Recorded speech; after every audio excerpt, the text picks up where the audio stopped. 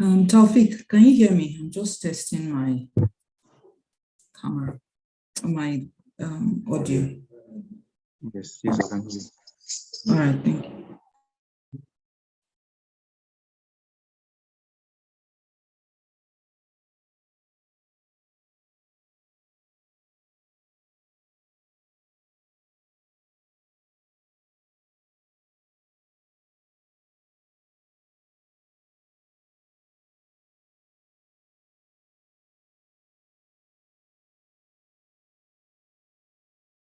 Good morning, all. Jumake, can you hear me? Testing my audio and my video, if that's fine. And can you see me? Yes. We can see you clearly. We can hear you clearly. Thank you. Okay, so is this a good background? I've blurred it a bit. Yes, it's fine. Okay, thank you very much. So, off. Thank you. Bye. Bye.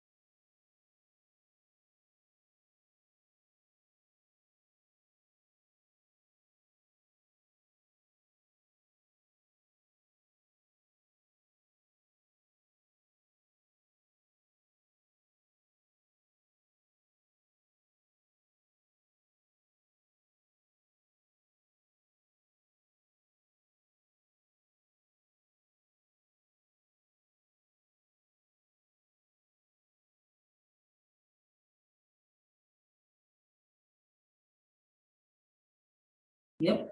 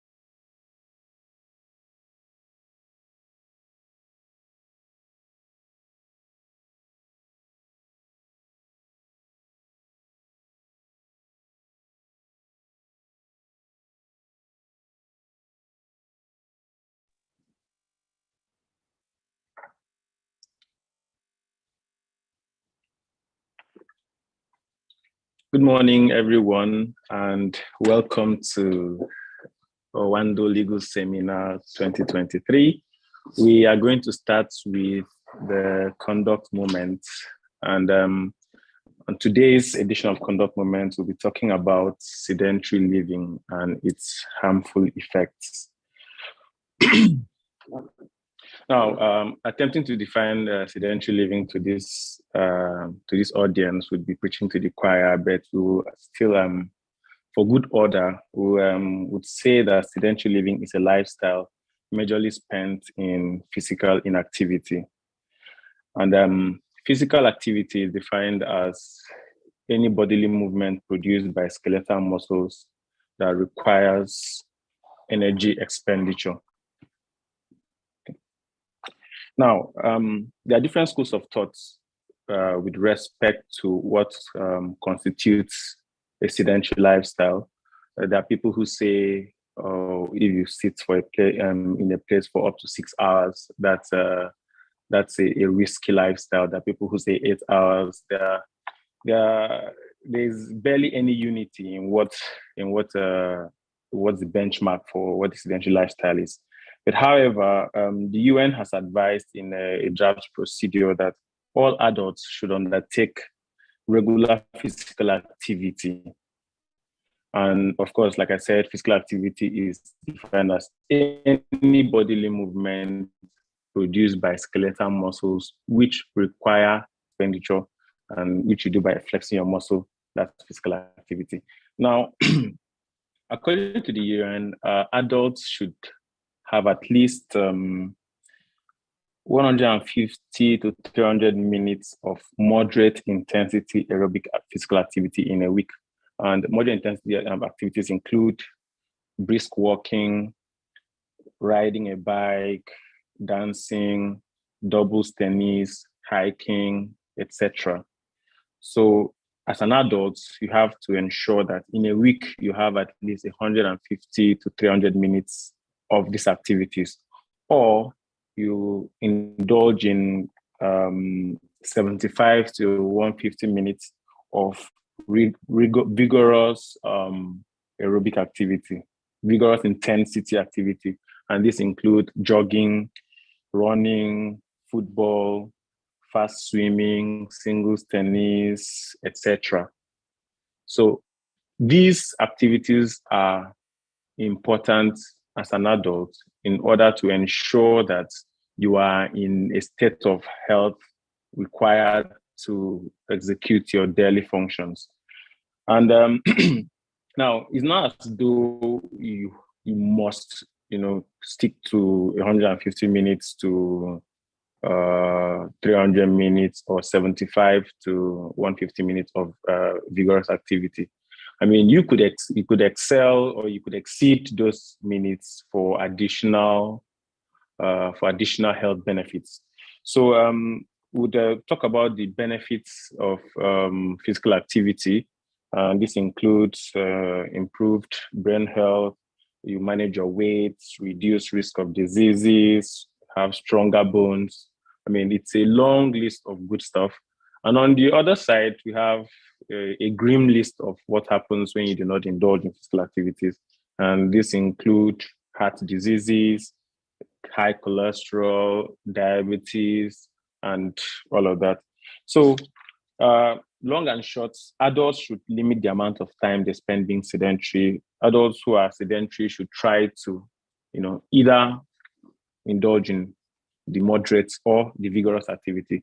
Frankly, all activity is better than no. Any activity, as a matter of fact, is better than no activity.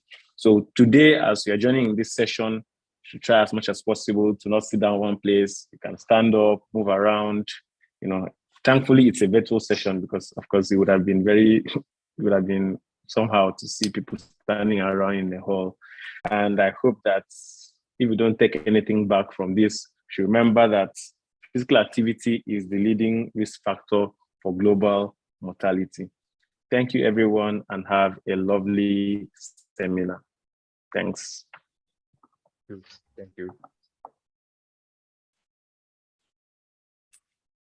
Thank you, Edidiong. Thank you for that very useful conduct moment or safety moment. Welcome, everybody. Good morning. Welcome to the 2023 Oando Legal Seminar. We're so glad to have you all on this platform, and we trust that, it will be a rewarding experience for you all. My name is Efuntomi Akpeneye, and I'm the Chief Legal Officer of Oando.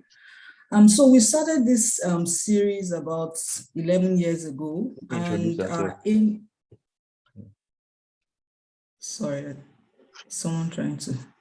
Okay, I'll just continue. So our aim really is to bring both lawyers and non-lawyers to discuss topical issues, majorly around legal, energy, tax, and the finance sectors. And really, our objective is to drive knowledge acquisition, professional growth, and development for all participants, and networking as well.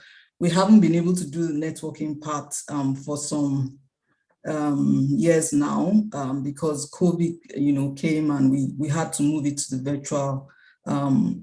virtual sessions. But we are hoping that next year we'll be able to go back to our pre-COVID physical seminars, and we really hope you'll join us, physically, and we'll be able to achieve the networking part of our objectives.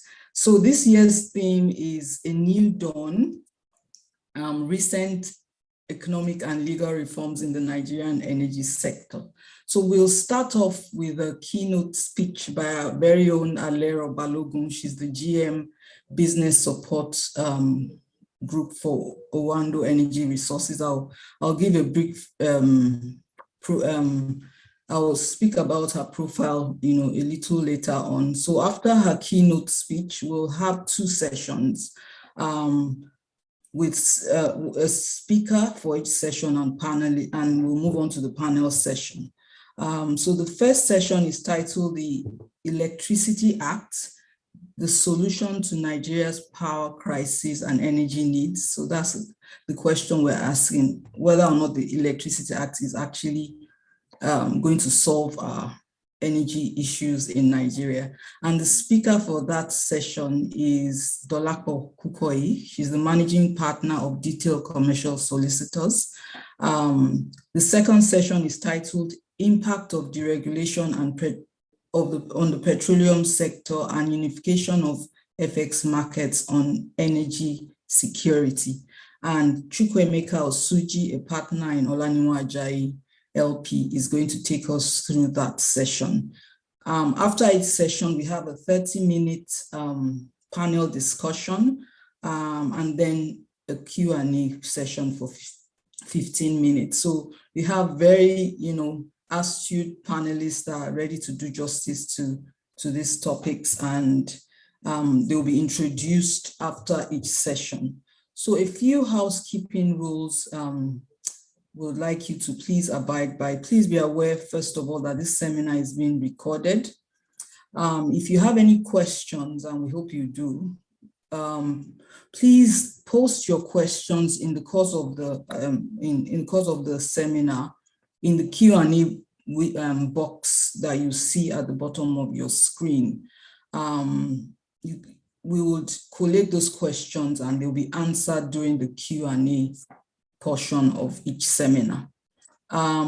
If you also want to interact with other participants, you can use the chat box, which is separate from the Q&A, but please try not to put questions in the chat box because they may get lost in the course of all the discussion. So please use the Q&A box for specific questions you have for the speakers and the panelists.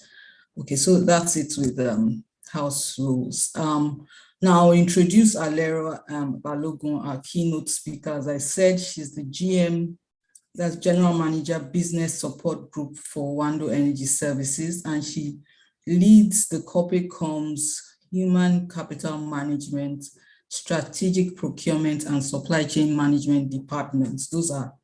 All those departments are under her leadership. She has over 15 years experience in marketing and communications. She joined Oando in 2013 as a corporate communications manager before rising to the head of corporate comms and CRS, following which she had assumed her current role of GM Business Support Group. Before she joined, she worked in various marketing companies in the UK and in Nigeria with oversight of brands such as Microsoft, Columbia, TriStar, Cadbury, Elizabeth Arden, Virgin Nigeria, and so on. She's an astute and strong advocate in the marketing community and serves as speakers at various fora, both local and international. She holds a Bachelor's of Arts degree in marketing from the University of Central England, Birmingham, as well as a master's in advertising and marketing from University of Leeds. So please welcome Alero Balogun, our keynote speaker. Thank you. Alero, over to you. Okay, thank you very much, Tomi. Good morning to everyone watching.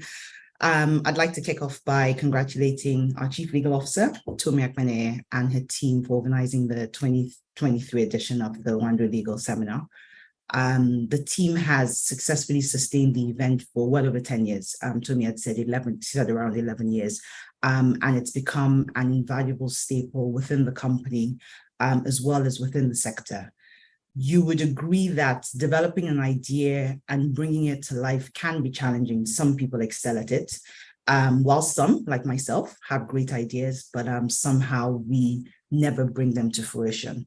So when you think about starting, having an idea, starting it, and then you also think about the lifetime of any successful brand or business, the start, though it seems challenging, then becomes the easiest. Staying the course, remaining relevant, maintaining optimal standards, and just trying to get new customers as the world evolves is the work. It's the work that never ends. So this well-deserved commendation to the Oando legal team is really for an initiative that was started 11 years ago, is still here today, and we hope will outlive all of us in the organization and become a model for others to follow. I'd also like to thank the team for asking me to set the tone for today. When the theme was initially shared with me, I read it as a statement, a definite or clear expression of something in speech or writing. A new dawn has arrived. A new government is in place. They're speedily putting in place reforms. So isn't that testament for a new dawn or of a new dawn? However, in preparing, I spoke to a few people and there was a clear divide amongst those who challenged whether it was indeed a statement or a question. A question is defined as a sentence worded or expressed to elicit information. And in this instance, the question being, could a new government and necessary reforms be what is required for a new dawn? So what I want us to do is think about whether it should be a question or a statement. Some would argue that long-awaited reforms are not a new dawn, but a delay in the expected. I would argue in a terrain like ours, I would argue that in a terrain like ours, because Nigeria is like no other country, a new dawn should be our daily rallying call. And you're probably wondering why it's important to frame it as either a statement or a question. What difference does it make to us and the nation at large? Since this is likely to be the one and only time I get to play lawyer, and in this instance, I'm a lawyer supporting both sides, I'm hoping I can convince you on why it's important. It's framed correctly. And if indeed we want this, why it's framed correctly, so that we can define whether it is indeed a new dawn. A new dawn refers to a new beginning, a fresh start, an important, promising turning point. But it's important to note that a new beginning, a fresh start, or even the promise is not a guarantee of success. I say this because when it's associated with success, especially in this instance, again, I speak of, we have a new government, that government is speedily putting in place reforms, and immediately you start to imagine that this could mean success for the country. But what we must do is get comfortable with the idea that a new dawn doesn't always equate to success. If anything, we must understand that it may spell disaster, and we must be okay with that. The greatest promise of a new dawn, the blessing of a new dawn, is that it gives you a new day to take learnings from yesterday to do better and be better. And sort of to prove this point, I'd like to use an example to illustrate this. In October of this year, China celebrated 74 years since the founding of the People's Republic of China. Today, China is the example everyone talks about. It's a leading industrial powerhouse. It's the world's second largest economy. But this hasn't always been their story. If you're not aware of the backstory, you imagine that this is how China has always been. 70 years ago, it was a predominantly agricultural country. Most of the people living in the countryside, according to data as far back as 1949, more than 80% of the population of China lived in poverty. When Chairman Mao came into power, he inherited a country that was divided. They had been ravaged by different wars. And across the world, China was seen as poor and backward. But he came in with energy. He came in with a vision, and that vision was really to positively impact the country. So he came into the country and he was their new dawn. The great leap forward is his vision, or was his vision, for the rapid industrialization for China, or of China. He was just really motivated and inspired to do something different for the country. However, this vision that he had, these plans that he had, were extremely unsuccessful. So unsuccessful that they led to the Great Chinese Famine between 1959 to 1961. It crippled the country's economy. Research says that it destroyed education opportunities for a whole generation, and led to the deaths of up to 2 million people. So this new dawn was a failure. But out of that failure were roots of the China that we see today. Following his death, a new leader came into power. Coincidentally, that new leader had worked with him and was the Secretary General of his party. So you could argue that that new leader was part of a system that ravaged China. However, you could also argue that in the 10 years that the country was facing economic upheavals, the new leader was sort of taking the lessons, taking the learnings, and when he became a leader, he sort of used those learnings to guide what he would do.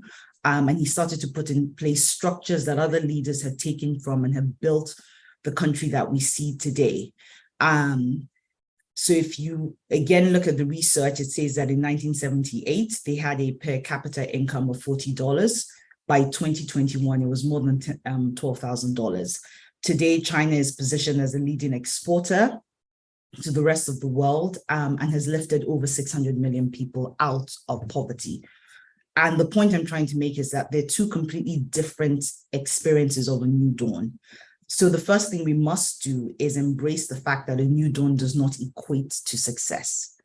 Bringing it closer to home, in recent times, what we've seen have been reforms in the form of forex unification, removal of fuel subsidies, as well as the Electricity Act of 2023, which will see the decentralization of the sector. And what does that mean? What next?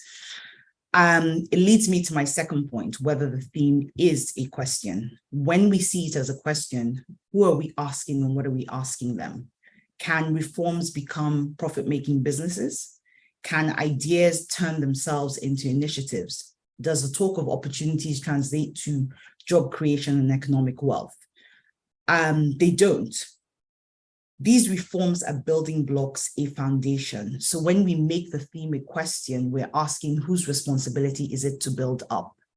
It's not to say that well-intentioned reforms mean we have an enabling business environment or foreign investors are rushing to come to Nigeria to do business, or that the businesses you even have currently in the country have the funding to exploit the opportunities that these reforms present.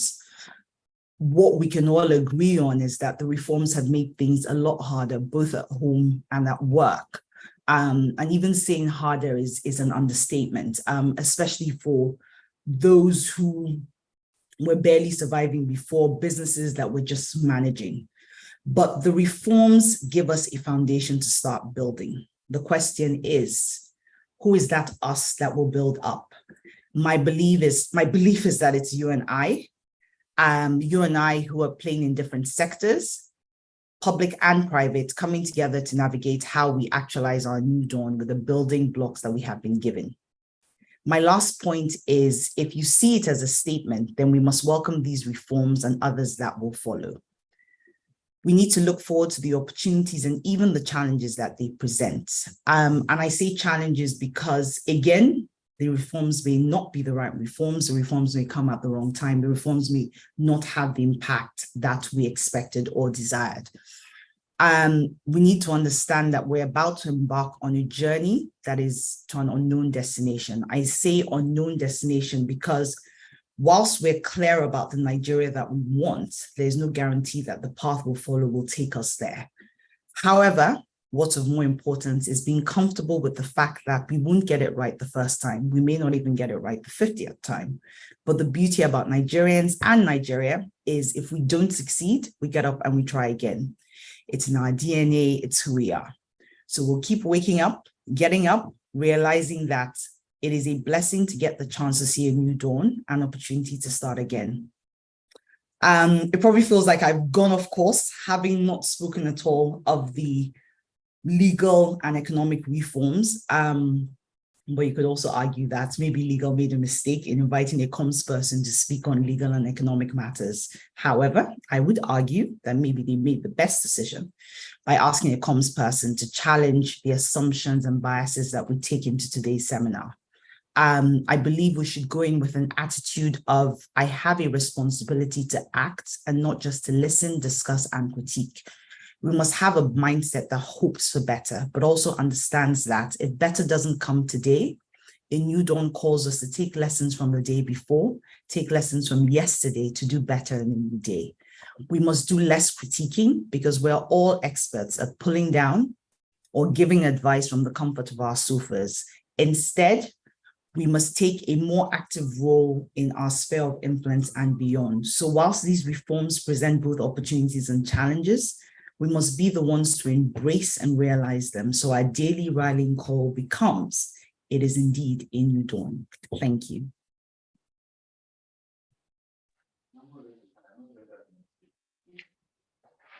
Okay, thank you very much, Alero, for that very wonderful speech, which has actually set it for what we're about to get involved in. I mean, it's not just about the legal issues.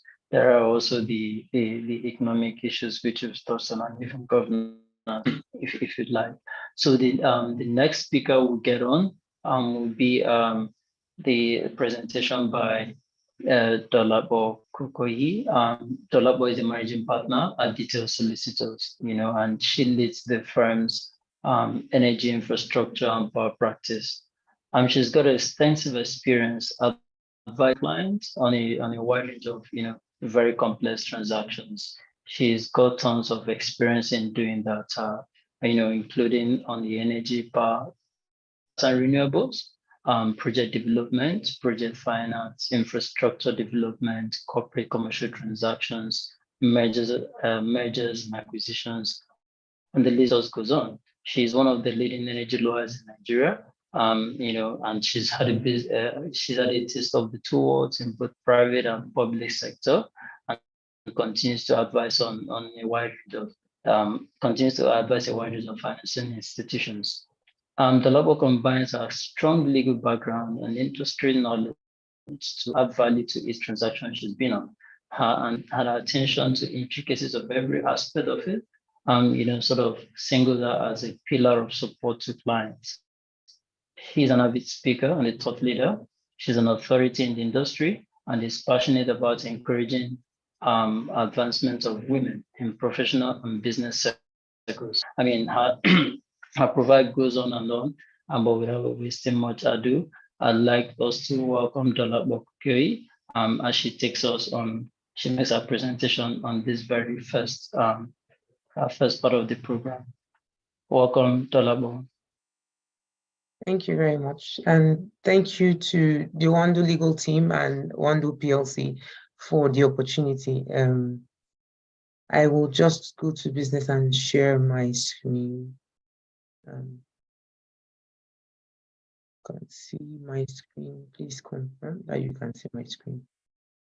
Okay. Sorry, I just need to do a little bit of adjustments here so that I can control this properly. Okay. Also slideshow.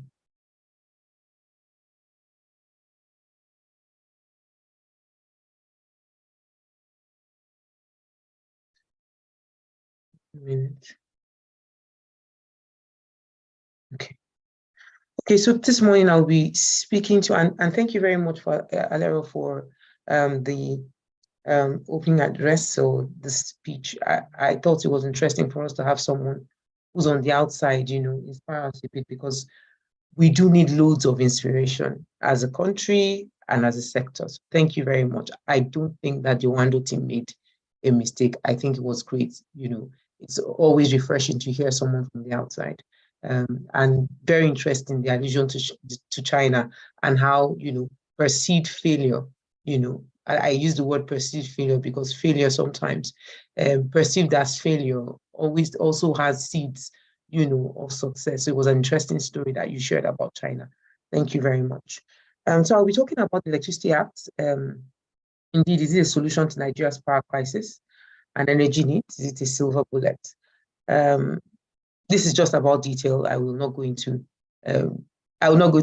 detail about that, just to know who we are and the firm that I represent. So in terms of an outline, we will look at basically how the Act came about, and our focus here is on decentralization. So we'll also talk about how decentralization came about. We'll do an overview of the Act. You'll be looking at certain parts of the Act, including renewable energy obligations, customer assistance fund, potential challenges with the Electricity Act, what are the potential opportunities, and what will be our recommendations. I will be, in the course of discussions perhaps, and as you know, I have a stellar panel that's probably going to make my work easier once I get them. There'll perhaps be issues raised in the course of this discussion that will either be clarified. We are grateful to have the Commissioner for Legal Licensing and Compliance here, so that would be great, because maybe perhaps some questions will be answered for you right here, as this presentation, as the panel session goes on. So just introducing the Act and how it came about,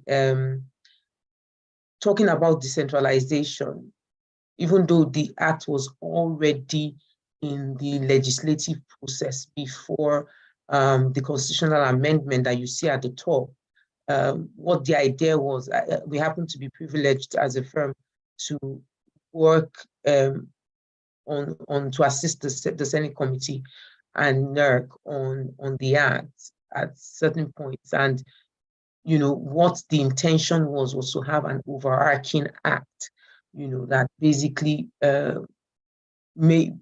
puts everything together with respect to the electricity sector. And we do have examples of that in other parts of the world.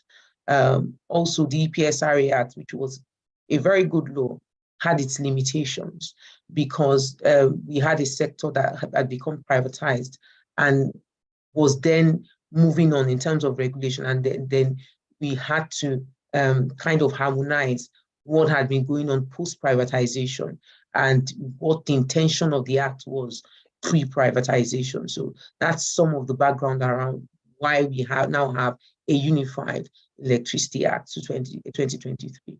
But just to talk about the part of the decentralization. So there was a constitutional amendment passed in March 2023 to basically amend the concurrent legislative list, and specifically then empowers states to generate, transmit, and distribute electricity in areas covered, by the national grid. The distinction or what it was before is that they would only cover areas not covered by the national grid. But so that clarity was indeed just made in the law, that they could distribute within their borders, whether or not there was national grid coverage. So moving on, and as I just said, the Electricity Act consolidates excellent legislation. So we have legislation such as so that you could have one law that has everything, in one place. The Hyperdeck Act, the NEMSA Act. We also had our market rules, which, because we had a sector that was evolving, the regulator had to continue to kind of, update and be proactive in terms of, updating the rules as to how market participants, dealt with each other, dealt with certain things. And then this act, the intention was for the act as much as possible to be able to pull that all together, and hopefully we know that, well, laws, as soon as a law is issued, the fact is that it's ready for amendment the next day. But hopefully, as much as possible, we won't need to have as many amendments, even though it's inevitable that from time to time there will be amendments. So going to decentralization of electricity sector, I think one of the key changes, and as you all know, one of the key changes brought about by the constitutional amendment was to empower state governments to basically generate, transmit, distribute electricity in areas covered by the national grid within their states. This basically means that they could make laws. So they're empowered to make laws, regulation, within their domains. And as you can see from the appropriate section, so a state can basically have the power to legislate, establish local electricity markets, grant licenses, establish regulatory bodies to regulate electricity operations, and perform other regulatory functions. So what the position is that where no law has been enacted, and no state regulator has been established, NERC continues to be the substantive regulator until that happens. And for interstate and transnational distribution of electricity, NERC continues to be the substantive regulator. This schematic just basically shows basically the procedure as in the Act for transfer of power to regulate electricity markets to state government. So it shows the procedure of how NERC will actually transfer, regulatory authority, if I use that word, to states. So first, the state has to enact a law and establish an electricity regulatory authority. And then the state delivers a formal notification of these events to NERC and requests from NERC, to transfer regulatory authority over to them. When the state delivers a formal notification of these events, so when that formal notification is given, they should also, for discos particularly, the state also delivers a formal notification to a disco. We all know that some distribution companies straddle different states. So if a state, for example, a disco that covers, let's say, 3 states, and you have one state that basically notifies to say, we are about to take over regulatory authority, then what then happens that the state will also notify the DISCO and also copy the BP, requesting that the DISCO then sets up a subsidiary for that state, which means, I believe that the intention here is for such that that state can then have regulatory authority over the distribution company to the extent that it operates within the state. I believe that that's the intention for setting up these subsidiaries, particularly for states that cover different states. Now, within 45 days of receiving this notification, NERC, will then draw up and deliver to state regulator a draft order and basically set out a plan for transition. The plan, the stipulation of the law is that transition must be completed no later than 6 months from the date on which the formal notification was delivered. 6 months, what's the feasibility of that? What do you need to put in place for that to happen? And then the DISCO must, within 2 months of receiving formal notification from NERC, then incorporate that subsidiary. And then begin to transfer assets, liabilities, and employees. Now, interesting about the assets. What assets, in terms of transmission assets, can you do that? Transmission assets that are somewhat shared. Can you do that? In terms of distribution assets, it'll be very interesting to see how that will be done and how that will be bifurcated. It will be an interesting piece of work to do and quite intricate as well. I'm also aware of the fact that some states have also made investments in assets, so perhaps that makes it easier. Not really clear. And the assumption is that since the company is going to be a subsidiary, then it still assumes that ownership still rests at the top, which is the DISCO that will be owned 60-40 by well, depending on whether we then have states owning at the top or even having our DISCOs go to stock exchange at some point.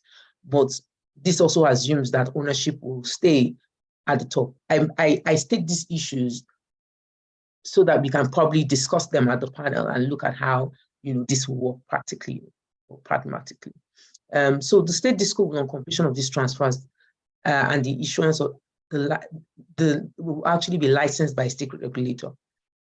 Once that is done, NERC basically hands off the regulatory authority and will have no further regulatory responsibility. So that's the procedure as envisaged. This just shows an illustration of what our senses of,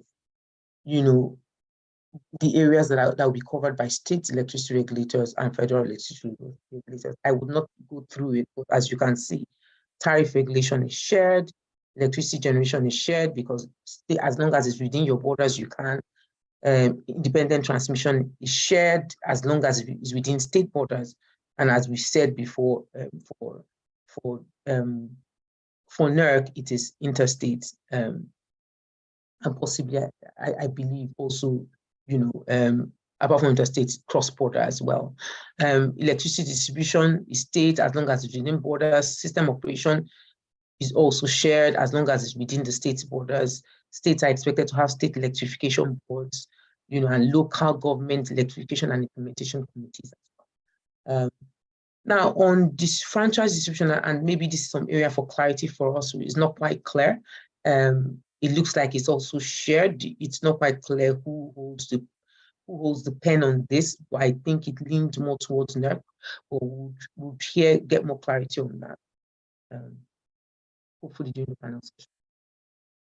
So these are some of the states that we are aware of that are looking at electricity laws at the moment. Very important for us to be watching this as players in the sector, and very important for us to engage in as well, particularly for operators who are within the sector.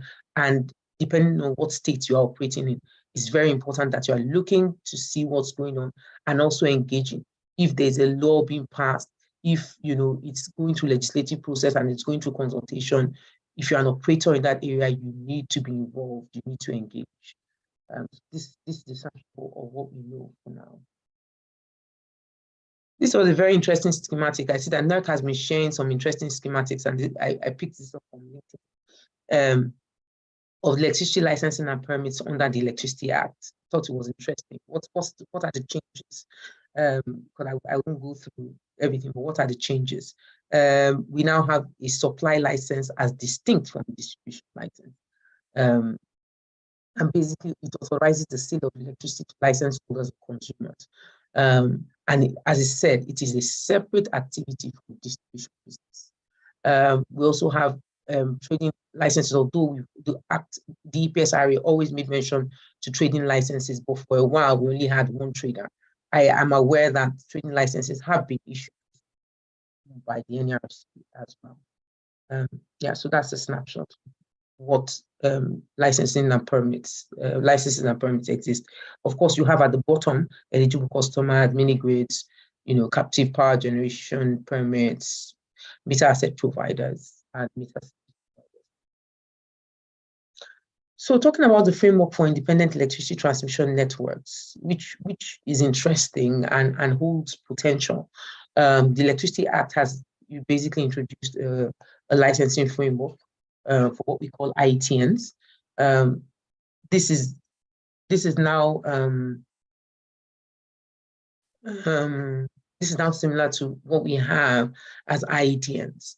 And what it does is, what the Act provides is that it grants the licensee the right to construct, operate a transmission network where there's no existing transmission facility, or where there are existing transmission facilities that require reinforcement. So where state regulators have been established, they can also issue IETN licenses within their boundaries, but you can't do interstate. So it'll be interesting to see how this turns out and how this would work. And I think that we are likely to see states who would, even though they have an IETN, they would still be cross-border, which means that you didn't have to liaise with NERC. Because what we should be hoping to do is actually have regional markets. And I hope that states are thinking in that respect, because it also helps for economies of scale. We need to be able to utilize the grid as much as possible to ensure that we meet our energy trilemma of, affordability, of security and sustainability. Decentralization plays a very key role in terms of control, in terms of perhaps in some instances costs, in terms of being able to manage, networks and all of that. But then there's also what the grid also brings and how we can help affordability if we utilize the grid and leverage the grid. So just talking more about private participation in electricity transmission, the Act basically provides that, for investment. So it's quite apart from having an IETN. The Act now provides, because we used to have a regulation that provided for investment in electricity transmission, but the Act now provides for it to say that investments can be made by both non-licensees and by TCN in national grid transmission networks. And it establishes a foundation basically for federal or state governments to collaborate, just like what I was saying in the earlier slide. The Act also kind of mentions that it's required to be in line with relevant framework on infrastructure concession. We know we have an ICRC Act, and where the ICRC Act applies where there is concession of any federal government assets. To the extent that we're dealing with federal government assets, have to make those considerations. So something else interesting about the Act, just looking at the Act from an overview perspective, licenses are now somewhat open-ended, subject to terms and conditions issued by NERC. We used to have licenses be 10 years and extendable for an additional 5 years. It'll be interesting to see how that works. It'll be interesting to see how what licenses will look like. Of course, NERC reserves the discretionary power to cancel, suspend, amend, or renew licenses. There's also the legislative recognition now of electricity distribution franchising. Remember that what we had was guidelines. but the Act now recognizes electricity distribution franchising and provides that, a franchisee would not be holding a distribution or a supply license, but would operate under the terms of the distribution or supply licensing, whichever is applicable, essentially. So it's not a separate license. It basically feeds on either a distribution or supply license, and you'd have to comply with whatever obligations the distribution or supply licensing has. The Act also goes into a lot of detail about criminalization of electricity theft and other related offenses. It actually also gives states, the right to actually have courts, to enforce in different ways. So it goes into a gamma, and it goes into specific offenses, and makes the penalties more economically reflective, which is a good thing. And hopefully, one of the potentials for collaboration with states is that states actually work with the distribution companies or the utilities. By the time they would be regulating, distribution companies should play a very key role, in helping with enforcing against criminalization of electricity theft. So going to renewable energy, the Electricity Act actually dedicates a full chapter, and it's very comprehensive. I encourage you to look at it. It's from sections 164, I believe it's 164 to 168, I believe, yes, and it goes into a lot of detail about what the Commission's role is with respect to renewable energy.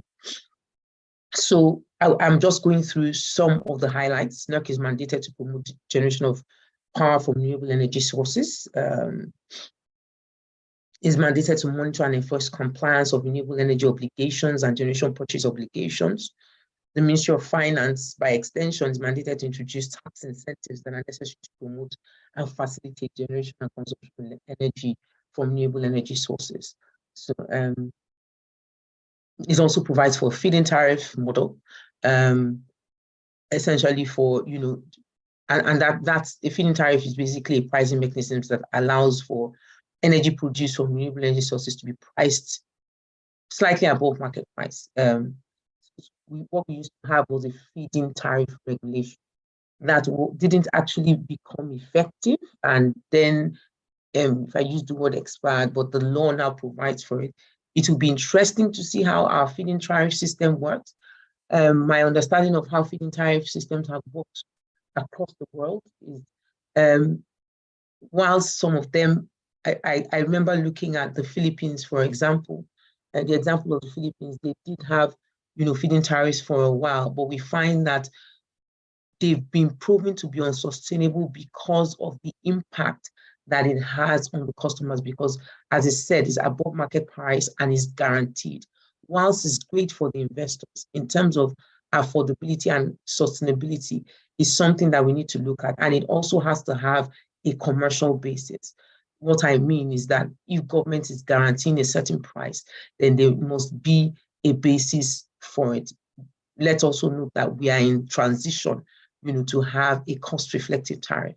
So bringing in a feed-in tariff, it'll be interesting to see how it works. It does have its advantages, but it would require a lot of work to see how we can sustain it, such that it's not perhaps maybe to a section of customers who are able to afford it, would be something that would be good. Can it be for long term? How much long term? Subject to reviews. Interesting to see how we work it out. The Act also provides the roles of the Rural Electrification Agency and goes into a lot that the Rural Electrification Agency will be involved in. It's also mandated to advocate and facilitate tax incentives, investment capital allowance, low interest, loans for local producers of renewable energy products. Next, is also mandated to stipulate its licensing fees schedule, simplified licensing fee regime, and all of that with respect to renewable energy sources. The law also refers to embedded renewable energy generation regulations. So we're going to be seeing more of that. That was not quite clear in our embedded generation regulations. that we have at the moment. And something also interesting is that NERC is going to be empowered to award licenses of mini-grid concessions to renewable energy companies, to basically serve specific geographical locations. My question here is that would then be, how does this tie in with the states? Because the state regulators or state energy ministries should also be able to do this. So it'll be interesting to see how that works. NERC will also, of course, be developing light-handed measures for awarding these concessions. Again, the question still stands: what will the role of the states be? NERC will also be issuing renewable energy standards on installation, decommissioning, disposal, energy accessories. I think my question is about, but it says with other relevant MDAs, because my question is, what would NEMSA's role be here? Well, I guess that this will be done in conjunction with the implementers or the enforcers. So a NEMSA and SON will be involved in this. I want to imagine that NERC will be setting the standards. It will be interesting to see. NERC is also empowered to approve rates that will be chargeable, for purchase of electricity from renewable energy sources by public utilities. So for me, as well as rates for wheeling of electricity from renewable energy resources, I think for me it's that, is this only for interstates, or what would there be a risk of overlap with the states? Because I guess that the state regulators would also be able to approve rates. So how will this work? Will NERC set the pace? Will NERC set standards for our tariffs? Will they set a tariff template, and will states be able to follow that or improve on that? Some food as well. So going to the Customer Assistance Fund for underprivileged power consumers, basically the law provides for the fund specifically, and it's supposed to be used to subsidize underprivileged power consumers. Contribution, so what will the fund consist of? How will this fund be built up? How will it be funded? Contributions will be from contributions under the Act, and any subsidies received from the federal government.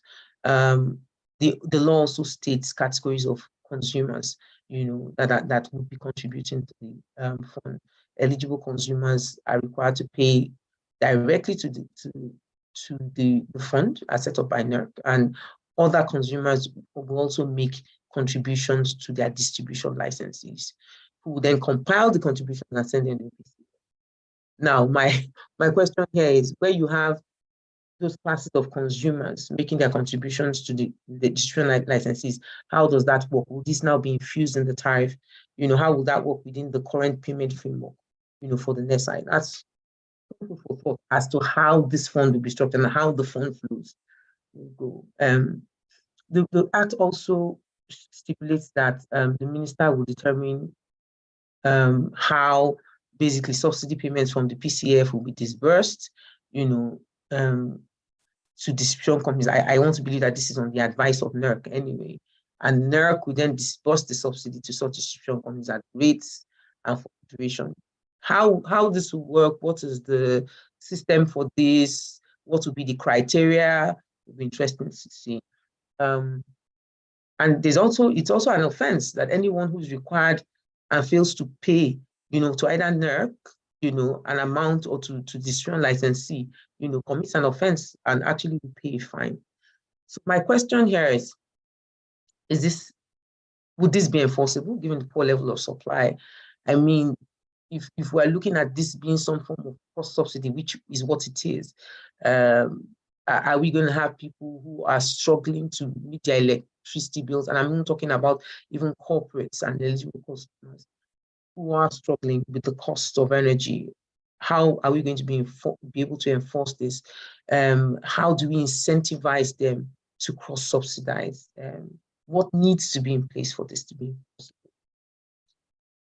So what are the potential challenges in the implementation of the Act? A few issues I've listed, and they are by no means exhaustive. I mean, people can come from different, I've just chosen to list a few things. People can come from different perspectives. Some of the more obvious things would you say loss of uniformity? We've always had NERC, we've always had, regulation come from federal. we will then see states and federal have different forms of regulation. Now, how we go about this, ensuring that there's some harmonization, ensuring that project developers and operators are not unnecessarily or overly burdened, will be interesting to see, and is actually very, very important. Just following that is also possible duplicity of functions, and how we manage that is going to be very important, because if we do have duplicity of functions, as we do have sometimes in other sectors, there is the risk, of high operating costs, increased regulatory bureaucracy. I mean, we have, when we talk about ease of doing business, when we're talking about one company having to have about 25 permits, to do business. We don't want to continue to do this, particularly because of the fact that we need a lot of investment, to be able to take our electricity sector. Also, potential for regulatory conflicts, sometimes between competing states, sometimes between federal and state regulators. Would there be boundary disputes as well? Yeah, between states. How would that be dealt with? Political will as well would really, really play a part in this, and it will require support of Nigerian government at all levels. We don't know. I think it's also a matter for states. Are they willing? Are they able to be able to carry out these reforms? Do they have what it takes? Potential opportunities for states and investors. Obviously, if this is done right and done strategically, there's the potential for improved availability of electricity, and that will boost economic activity in each state, and is what the states are clamoring for. So, this means that businesses will be able to operate more efficiently and productively. Obviously, state autonomy as well. States have always felt that they didn't have the control that they needed to be able to do what they need to do to increase energy access to their states. We hope that this gives them that control that they require. I have a slightly different view, but what they could have done, they could have still done under the EPSRA. But let's say that now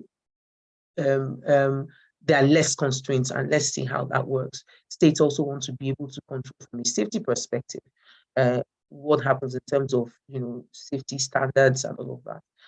There's also, of course, the potential for job creation that follows from economic development. If you have more businesses being efficient, productive, profitable, then obviously there's job creation, and there's also job creation from a technical perspective in terms of development where we have developed electricity markets in states. Then you have more potential for increased technical capacity and more.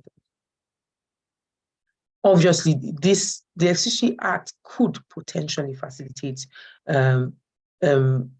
facilitate investment, create an opportunity to create electricity markets in states. States have the opportunity to now decarbonize and potentially earn revenues to the extent that they can attract investment. It's going to be, all over the world. We all seem to be looking for the same kind of funding. There's a lot of talk about climate finance at the moment, and different countries are positioning themselves. It's going to be the same way even for us internally, where we'll then have the federal government and even state government competing for funds. What is very important is that we have a holistic story, a holistic plan about how we intend to pursue this. I think that once we decide as a country what it is that we want to do, then you can have a state decide that this is how they want to go about it based on the existing principles that we've said. Okay, for example, we want to decarbonize, we want to, as a country, our energy transition plan, part of our energy transition plan, for example, is to reduce use of generators, by 2030. If we have that plan as a whole country, then every state can see how they can incentivize investment that would help. So, it's not just about having a law, it's actually a concerted effort. It has to be a holistic, well implemented plan that's harmonized across the country. Obviously, increased access to electricity has potential to demonopolize the electricity sector. Improved reliability of electricity supply, that's to be more emphasized.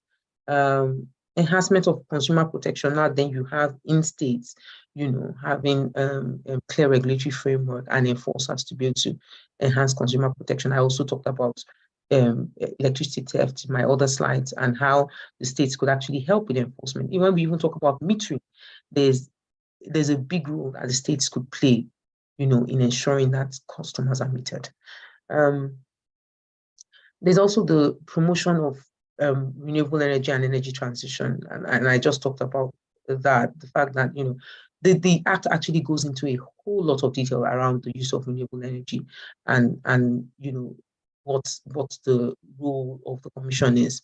I think that if we actually implement this plan, if we actually look at this law and actually try to enforce it and states create their own plans, based off of it, we could have the potential to actually meet our energy transition and decarbonization plans and attract private finance.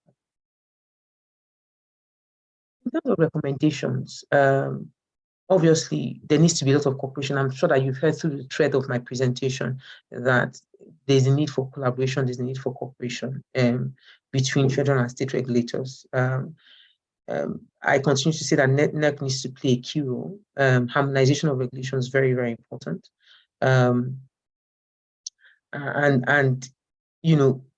We probably need to have, I don't know how it's been going on, but it would have been good to kind of have some kind of model law that states can follow. But I know that states are sovereign by themselves and they want to do things the way they want to. But I think that some kind of order and some kind of templates would be useful so that states can follow. Particularly, some states are at a disadvantage. Some states are more advantaged, or have more access to resources that they require. It will just help to create a level playing field in some way, at least a level playing field for starters. Clear delineation of state boundaries. This would be something that needs to be worked on to prevent encroachment into other jurisdictions and basically reduce the incidence of conflict.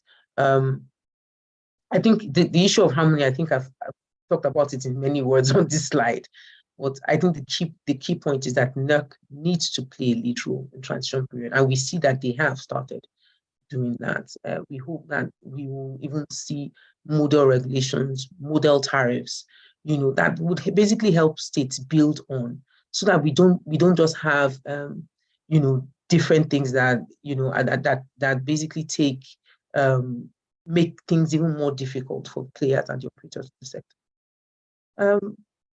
My last two recommendations will be around the issues around sector viability and ease of business.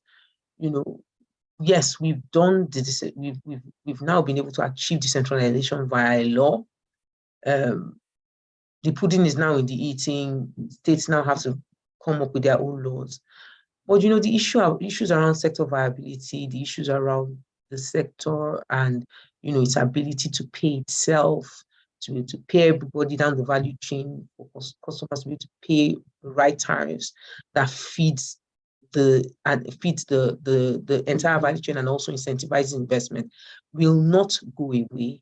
And decentralization does not solve that by itself. So ease of doing business and sector viability are still very, very important. And whatever states are doing and is being done on the federal level, even though we have laws that now seem more investor friendly, these are still commercial issues that still need to be dealt with.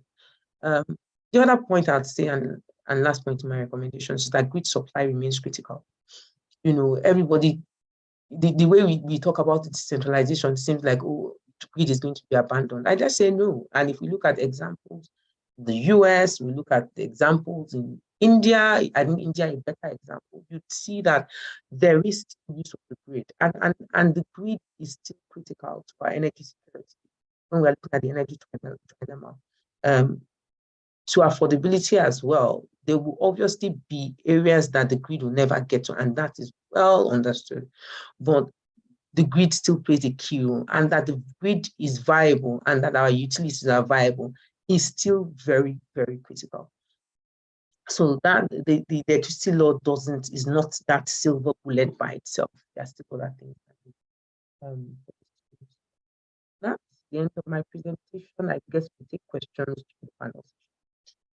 Sorry if I overshoot my time. I'm trying to look at my timer at the same time. Thank you. I hope it's been useful. I'll stop sharing. Thank you very much, Dolapo. I believe we'll answer the questions during the panel session. Thank you for your presentation. Okay, ladies and gentlemen, humans of Oando, good morning. First, I would like to thank Tomi Akpeneye and the Oando legal team for the opportunity to moderate this session, the first panel session for today on the Electricity Act.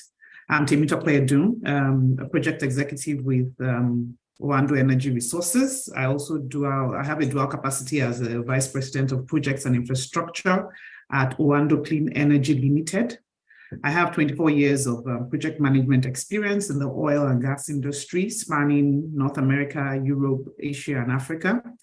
I hold a degree in mechanical engineering from the University of Ibadan and a master's degree in engineering management from the University of Ottawa in Canada. I also have postgraduate certifications from the Harvard Business School and certifications from project management professionals, amongst others. We've just listened to Dolapo, whose presentation has undoubtedly shed light on the multifaceted dimensions of the Act.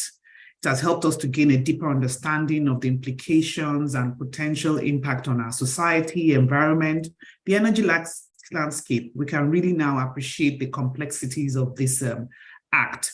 She looked at specifically on decentralization of the electricity sector. We can see that this is something that would play a key role in costs and the oversights that we see that is needed. She illustrated to us the generation, transmission, and the distribution focus areas to be covered by the federal and the state, and how they would play and transfer the transfer from federal to states, all the transition that is required. She showed us how some of the states have started to put in their laws and enact their law. At least Enugu has enacted its law, and there are other states that their laws are ongoing.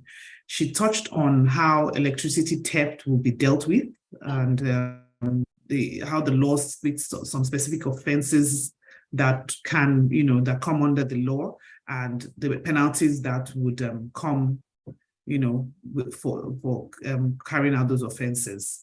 She really went into the details on renewable energy obligations of the Act, and how NEC versus states will act in this space, and all the things that have to do with renewable energy and how to come into the grid with the renewable energy. She looked at consumer assistance funding and how the underprivileged power consumers are going to be dealt with, how they'll be funded. She had quite a few questions, but we can see how this is going to happen. So she looked at also the potential challenges and the implementation of the Electricity Act, and of course, the opportunities for the states and the investors. We will deal with and talk and ask more questions about that during the panel session. She gave very apt recommendations for this, for the Act, and she looked especially at sector viability, ease of doing business, the grid viability, equipment viability as some of the key things that are required to make this very successful. Of course, the significance of this legislation in shaping the future of our energy sector and its profound implication for our society cannot be overstated.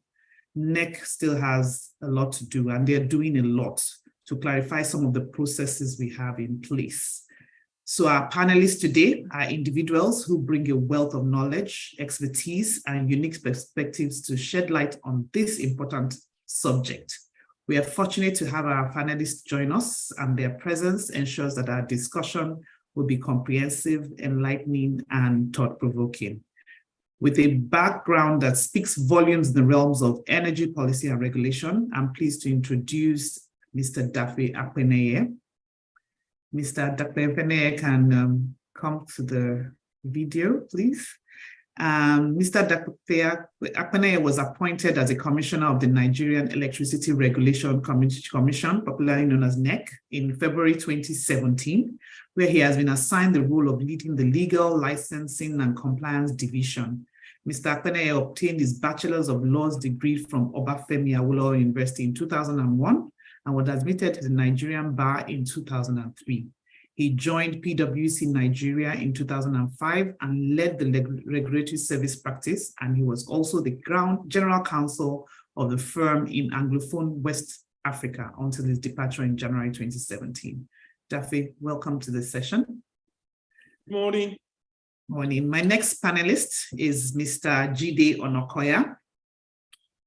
He's a passionate advocate for promoting sustainable, efficient, and accessible energy solutions. We welcome you to this session. Mr. Jide Onokoya is currently the COO, Chief Operating Officer at Electron Energy. Prior to Electron, Jide was a Senior Business Development Manager at Accela, where he was responsible for driving business growth by championing new business opportunities, capital investment initiatives, and strategic alliances across power and gas infrastructure. Prior to Accela, Jide was a founding partner and director at Yellow Tree Partners and senior project controls at Bechtel Corporation, spanning project execution, proposal development, and project management. Welcome, Mr. Jide Onokoya. Good morning. Good morning. Mr. Ayodele Oni is our third panelist. He has a sterling reputation in fields such as energy law, environmental sustainability, technology, and transactions, among others. He is a partner and the chair of the Energy and Natural Resources Practice Group of Bloomfield LP. He's the author of the Nigerian Electricity Market, Understanding the Transactional, Legal, and Policy Issues, and another book called Understanding Petroleum Transactions and the Nigerian Market. Recently, he was recognized as a leading individual for energy and natural resources and described as excellent, practical, problem-solving, and reliable by the Legal 500 2023 edition. He's a partner and the chair of the Energy and Natural Resources Practice Group of Bloomfield LP. Welcome, Ayodele Oni. Please, you can have your video on so that we can. Thank you very much for having me. Ms. Dolapo, who just gave the speech just now, will also join our panel session. So welcome to the session. So in this session, as we delve into the intricacies and complexities of the Electricity Act, we encourage open and fruitful dialogue. This session is just not an opportunity to gain insights into the Act itself, but also a chance to explore its broader implication for our society, the environment, and the economy. So without further ado, let's go into the questions. I would like to come to you first, Ayodele. Given all that we have heard today about the Electricity Act, do you think it has gone far enough in impacting the Nigerian electricity sector's overall efficiency and performance? What do you think? Okay, thank you very much. I guess by nature, I'm an optimist, so it's usually the glass cup is usually half full, not half empty. I think it's early days. I think the problem usually with the Nigerian system is in implementation. The devil is usually in the implementation. I think the Electric Power Sector Reform Act was a good law for its time, but its achievement was modest compared to what we should have achieved. Now, the question should then be, what were the problems, practically speaking, that prevented that law from achieving what it should have achieved? I think that's probably a more important question, because it's not sufficient to have reforms. Your reforms must also be well implemented. And I always say, or I have been saying more recently, that there's almost nothing this new law does allow you do that you couldn't do under the Electric Power Sector Reform Act. Whether a state wanted to have power generation companies, whether you wanted to have distribution, you could do almost everything. And my argument has always been that states could always distribute. If you look at that constitutional provision very well, before the amendment, they could always distribute. The issues are around whether the grid extends to your area, is around generation and maybe transmission, not distribution. So why didn't state distribute or do enough in that respect? That said, I think there are a few highlights of the act, if you point out, I think may be useful. Now, I said the law is new, so we've not seen a lot of implementation, and I haven't seen a lot of investors fall over one another to invest in the sector. I haven't seen that yet, because prior to this time, I probably did an average of 20, and my firm supported companies to do an average of 20 licenses a year on the average before the act. That hasn't reduced.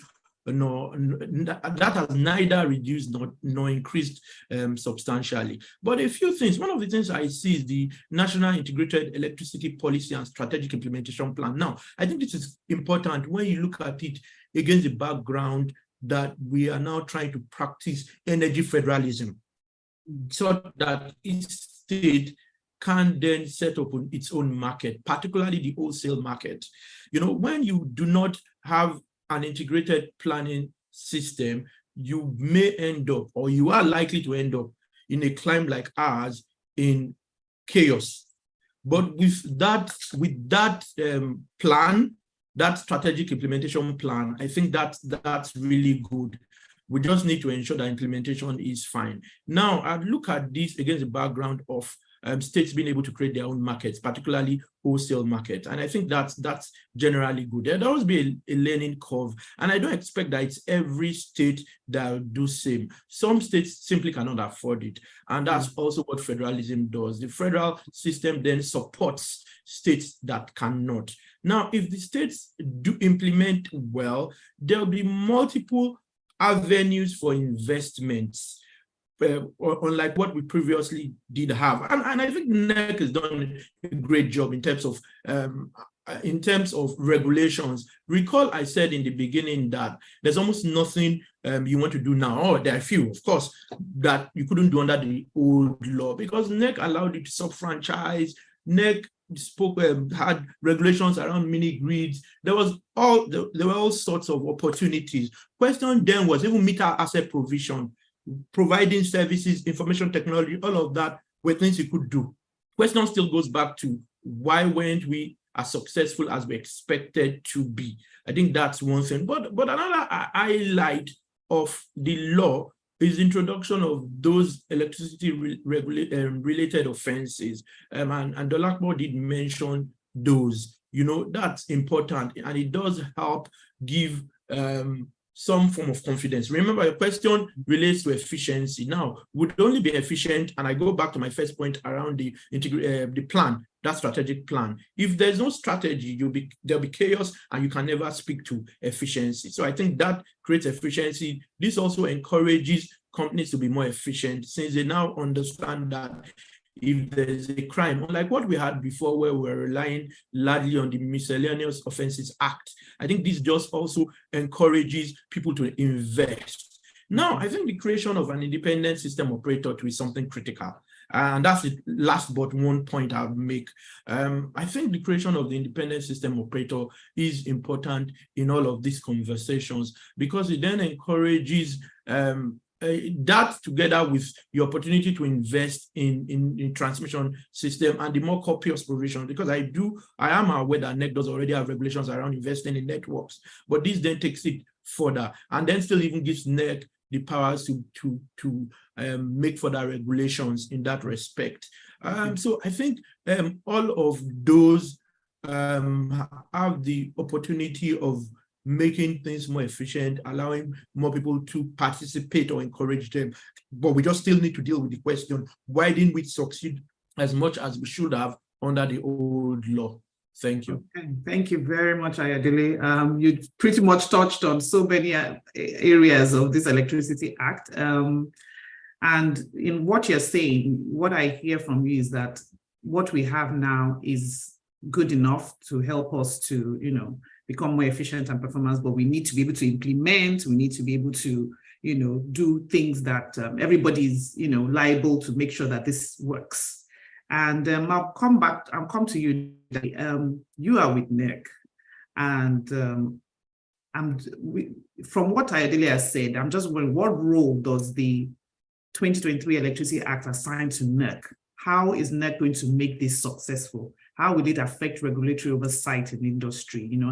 How would NEC what role is NEC going to, play in all of this to make sure that it becomes successful? Okay, thank you very much. This is a very thorny legal issue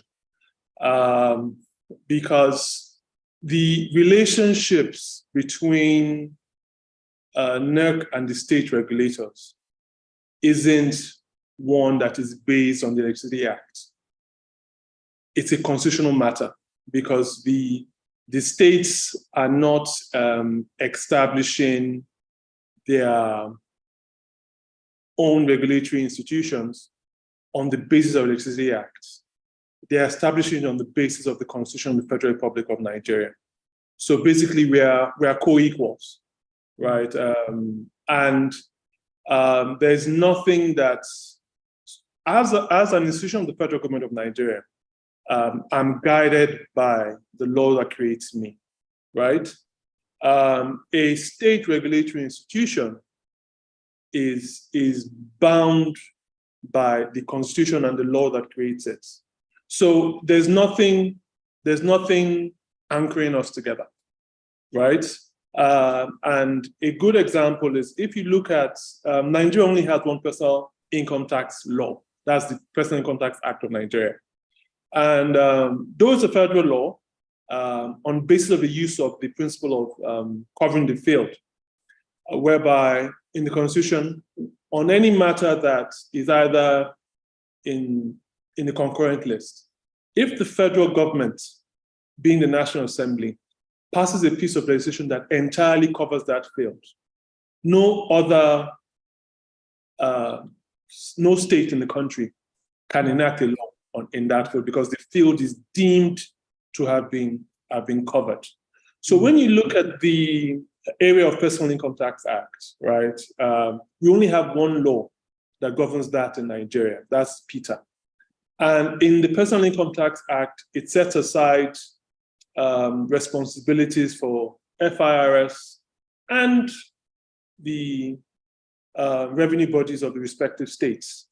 And you have what's called a joint tax board, where the chairman of FIRS is the chairman of JTB, and everyone comes in. So there's already a coordinating mechanism that governs that sector.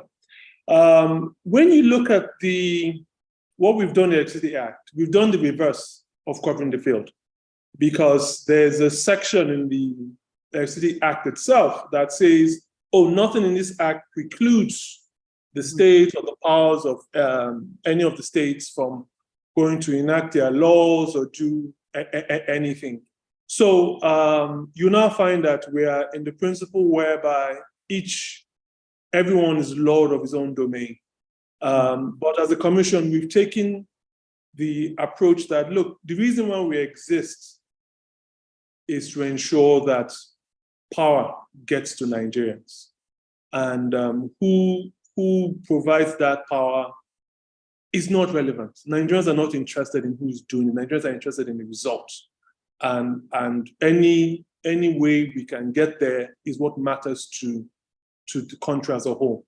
So NERC has taken a collaborative approach that we would work with anyone to achieve this, but we should be mindful that this is going to take a lot of maturity, a lot of planning, and a lot of coordination, because as far as I'll be glad to be proved wrong, Nigeria is the only jurisdiction that I'm aware of that has unbundled an existing federal networks, right? Other jurisdictions started off on a regional basis. So I think even from an operational standpoint, I think only very few jurisdictions do this. So the best example is the United States, Canada, Australia, India, probably Brazil. So very few jurisdictions have done this. And there's a reason why. And when you look at the jurisdictions I just mentioned,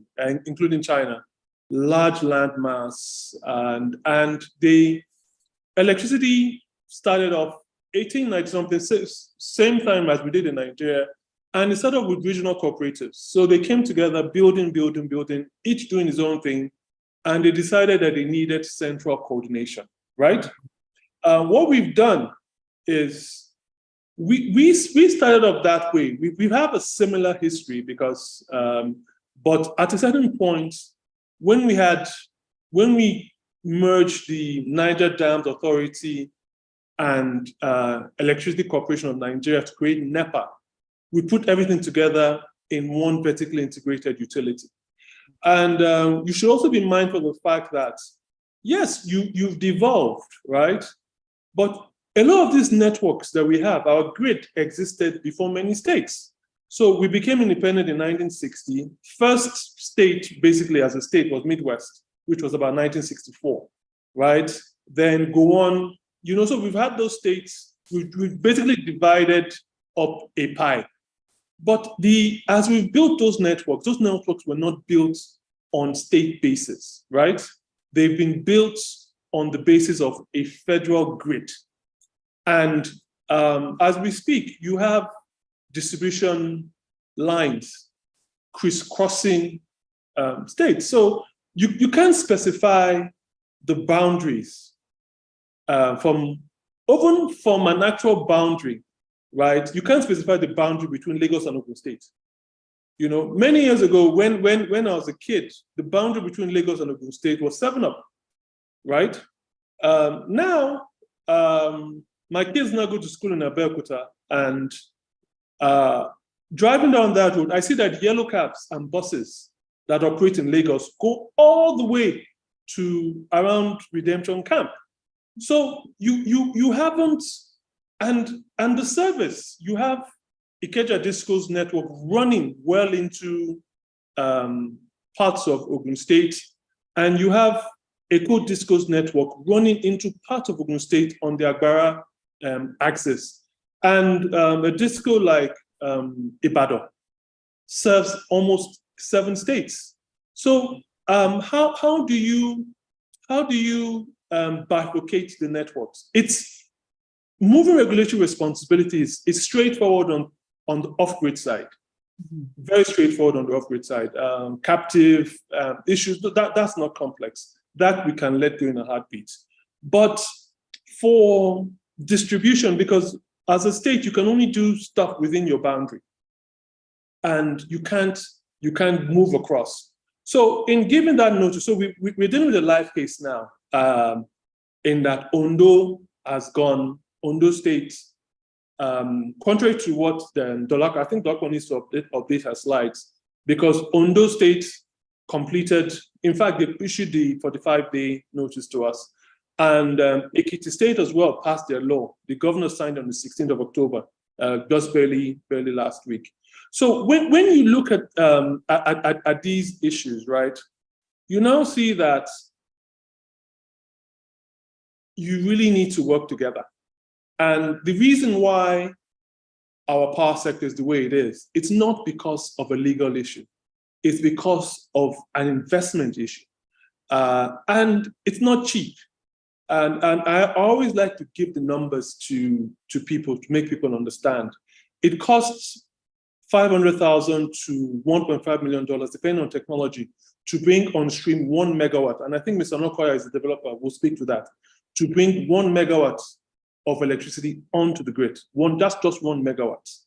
Then when you look at, Dolakwa spoke about, IETNs, building transmission lines. It costs $1 million to build 1 kilometer of 330 kV transmission.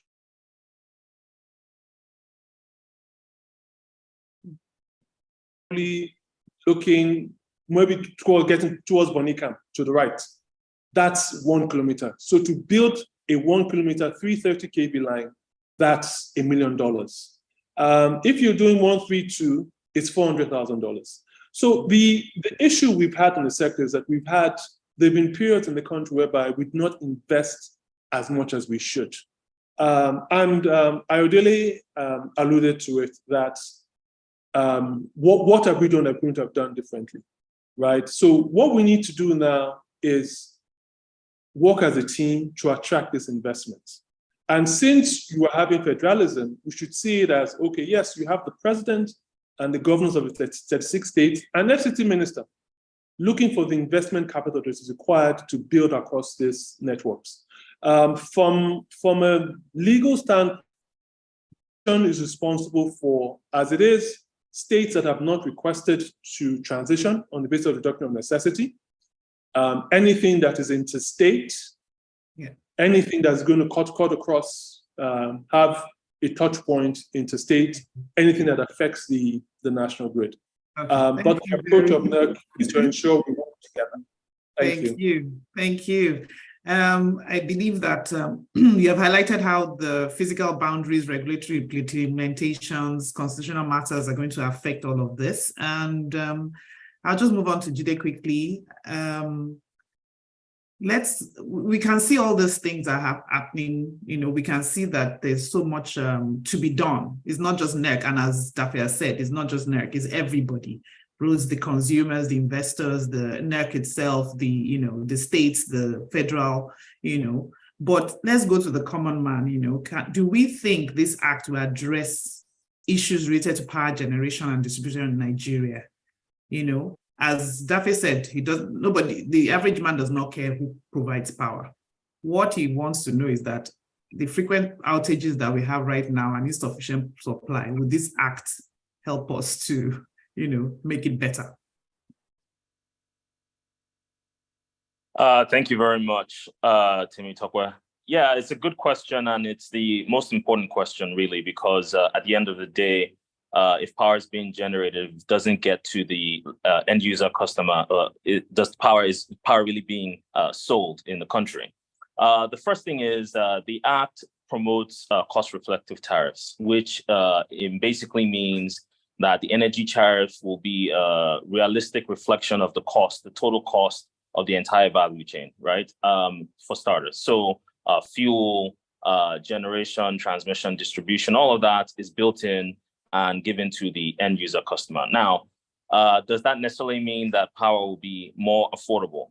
It really does depend as far as the end user customer is concerned. There is a parallel between quality of power and the amount of power you pay for it. And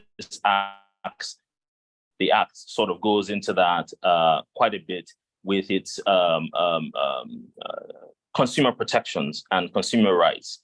Really, it has right now what we call a service reflective tariff classification, which is based on quality of power you get. And the band classification we have today, if you're in band A, it gives you a certain service level versus a band B and versus a band C and so on, with different levels of reliability or affordability of power.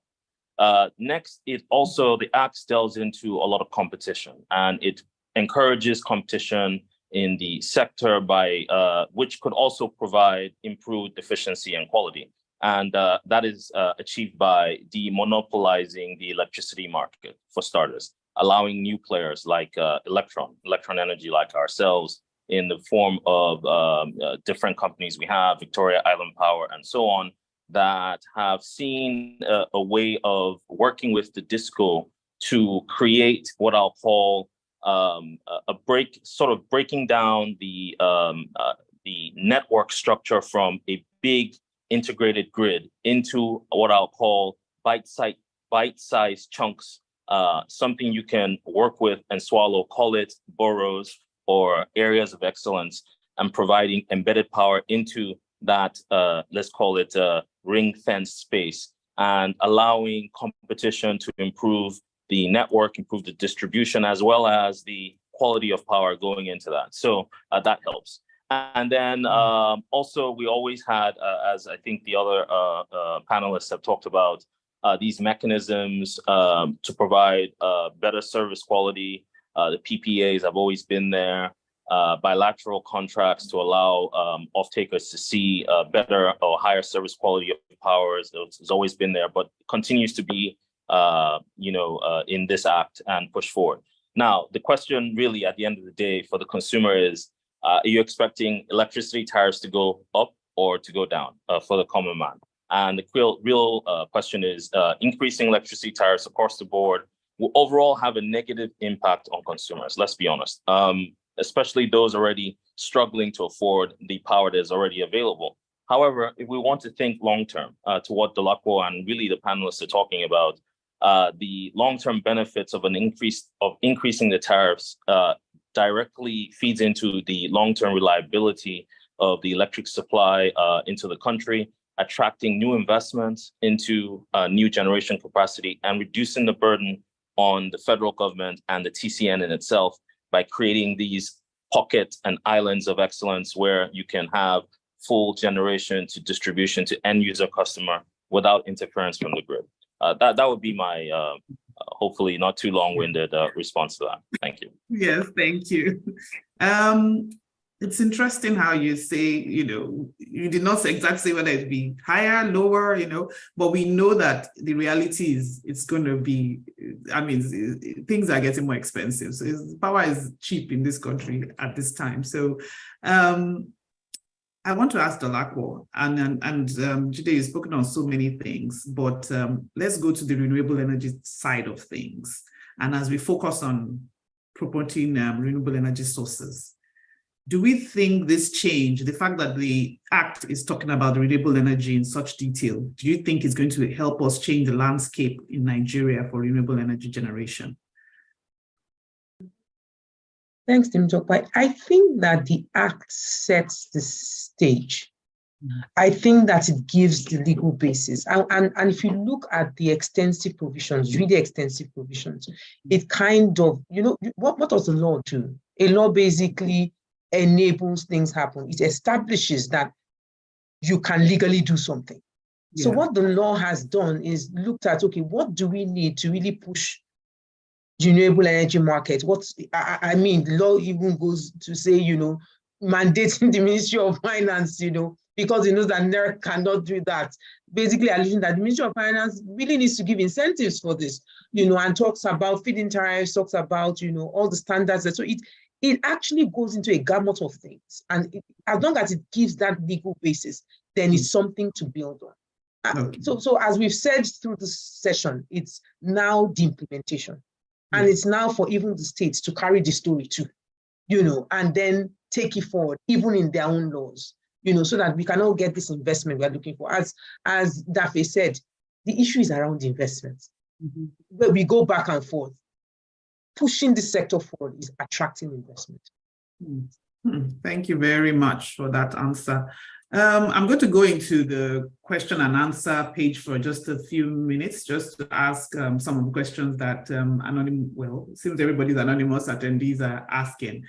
The first question goes to this. It says, in light of these lofty reforms that we have recently seen, how would you best advise that foreign investors should play in the industry? How can they take advantage of the new opportunities in the Act? Should I throw that to Ayodele or yeah? Okay, I'll make a few points. I think that foreign investors have always looked at off-grid.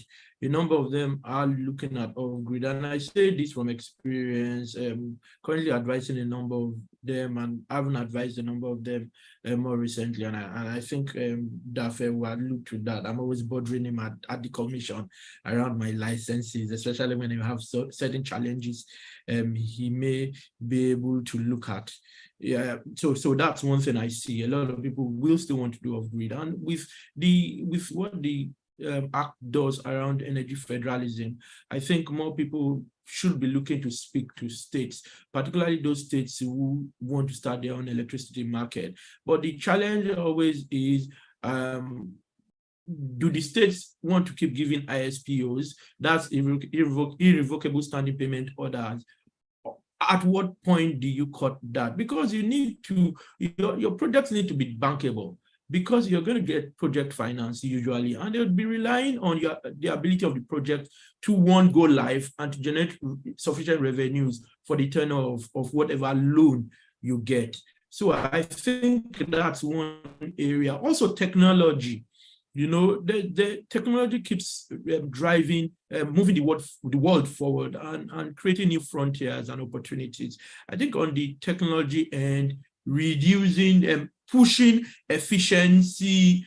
I'll give you an example. In my estate, in the first month, my electricity bill was 400,000 naira.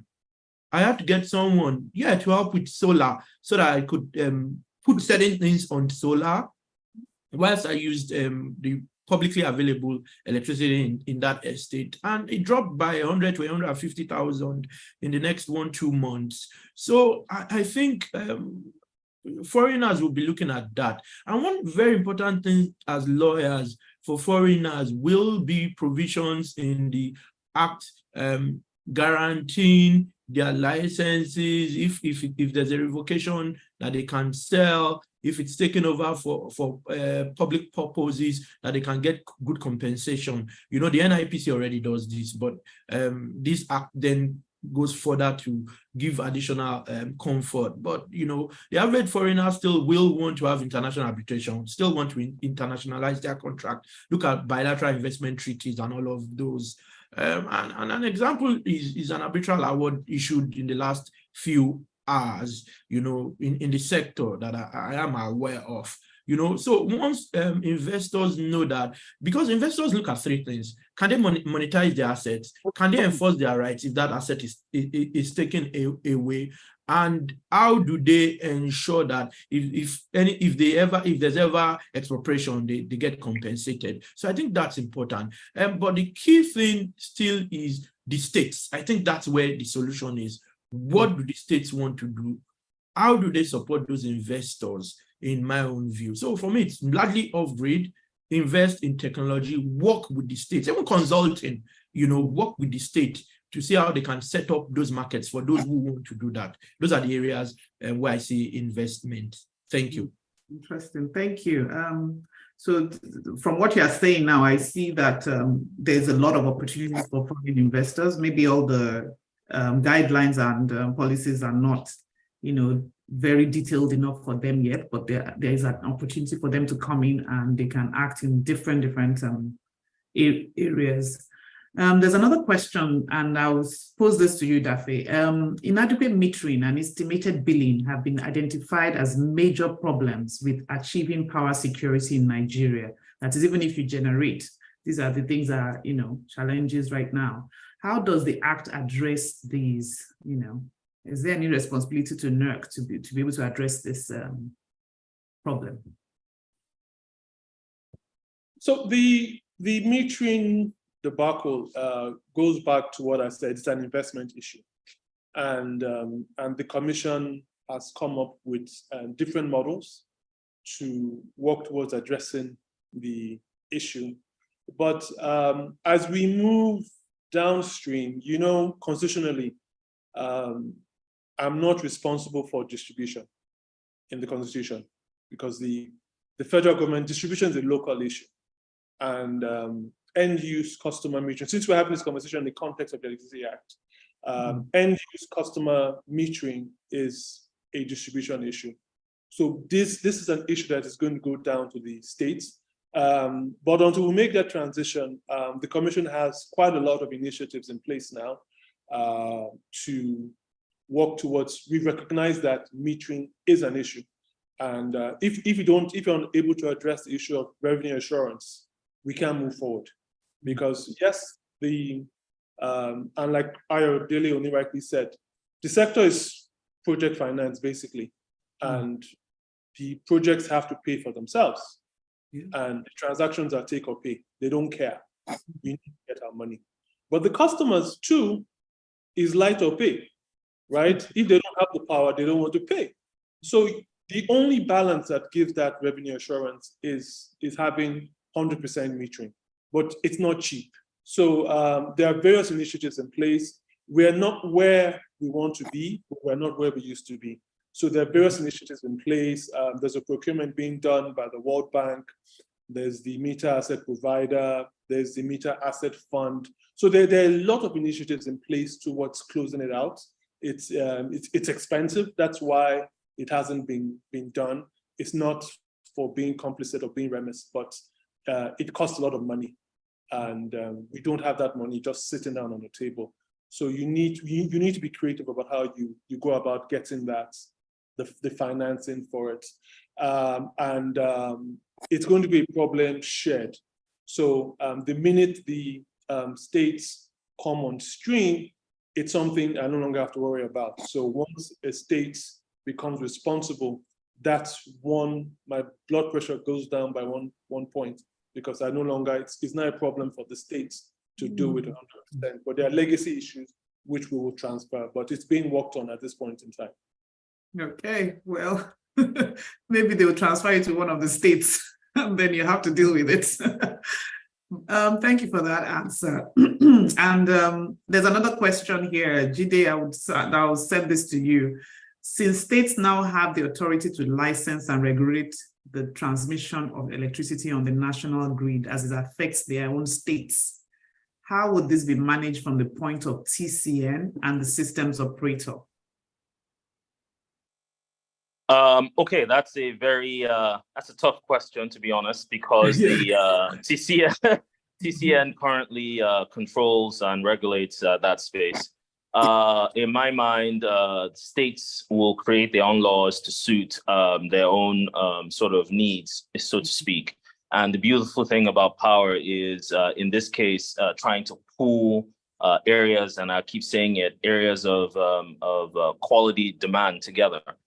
If, for example, I'll use Lagos State, a state in which we play in, and we use a place like Ikeja, for example, as an example, that has a heavy industrial base, so to speak. Maybe it would be beneficial if the state could look at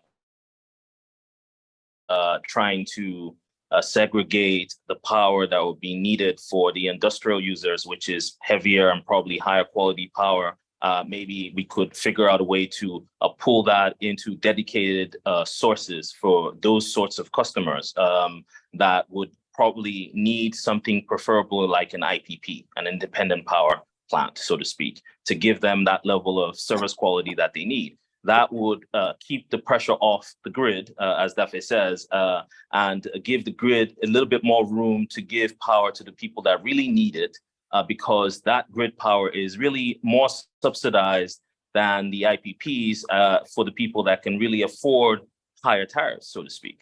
So by the state intervening in segregating areas within their states that are maybe more industrial or different, I don't know how to call it, but segregating them from residential areas and areas that maybe are, I'll call the common man, maybe we might be able to better delineate specific power to specific industries in zones. They would have their own tariff order, if you will, and then the power that is grid power that is heavily subsidized from the fuel and the gas on the inlet side, which is the people's gas, if you will, flowing along TCN, which is the people's lines, it's all of our money, and going into historical distribution, which is the people's lines, let the people get the cheap power as well.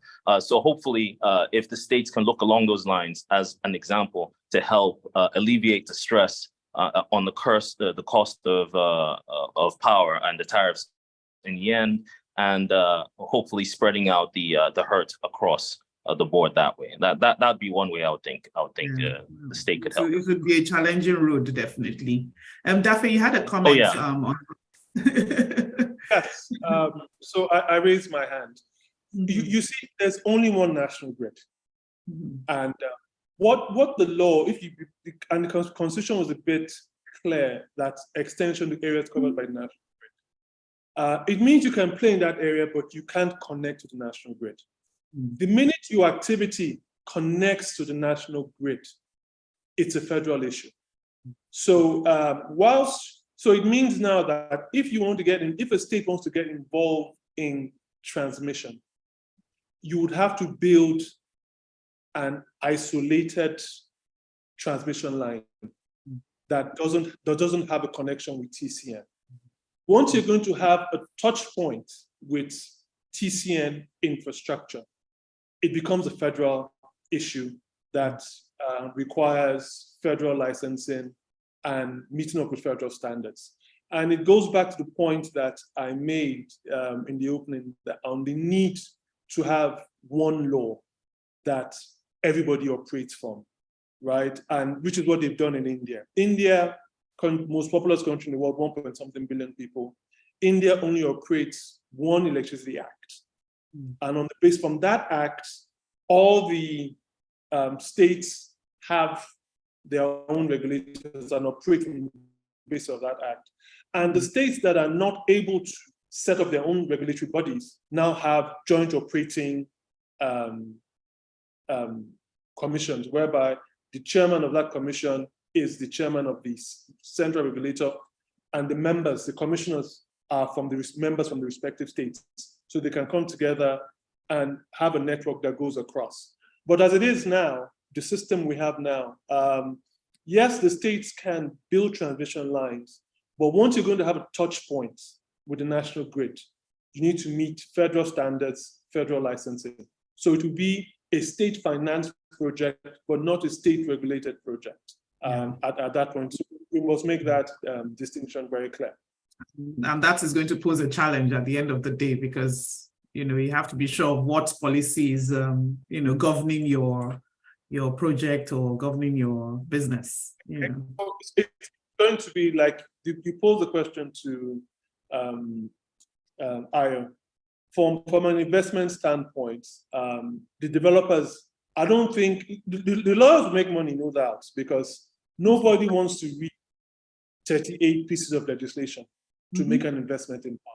Exactly. Right? Because on my desk now, you have Oando, you have Ekiti, you're going to have Edo, Lagos. So to do this investment, it means you are now reading, and the laws are a bit nuanced, right? And we also need to take into consideration the capacity standpoint, that this is the very new area. Even from a legal standpoint, there are not very many lawyers in Nigeria that are versed in what we do in the sector. So those are things we need to look at. Yes, people need to have the powers to regulate a decentralized issue, but the legal framework has to be simple, clear, concise, and preferably from one document. So you don't see people, so standards are clear. Yeah, okay. So that's some of the hurdles that NEC and everybody that is a stakeholder is going to have to, go over.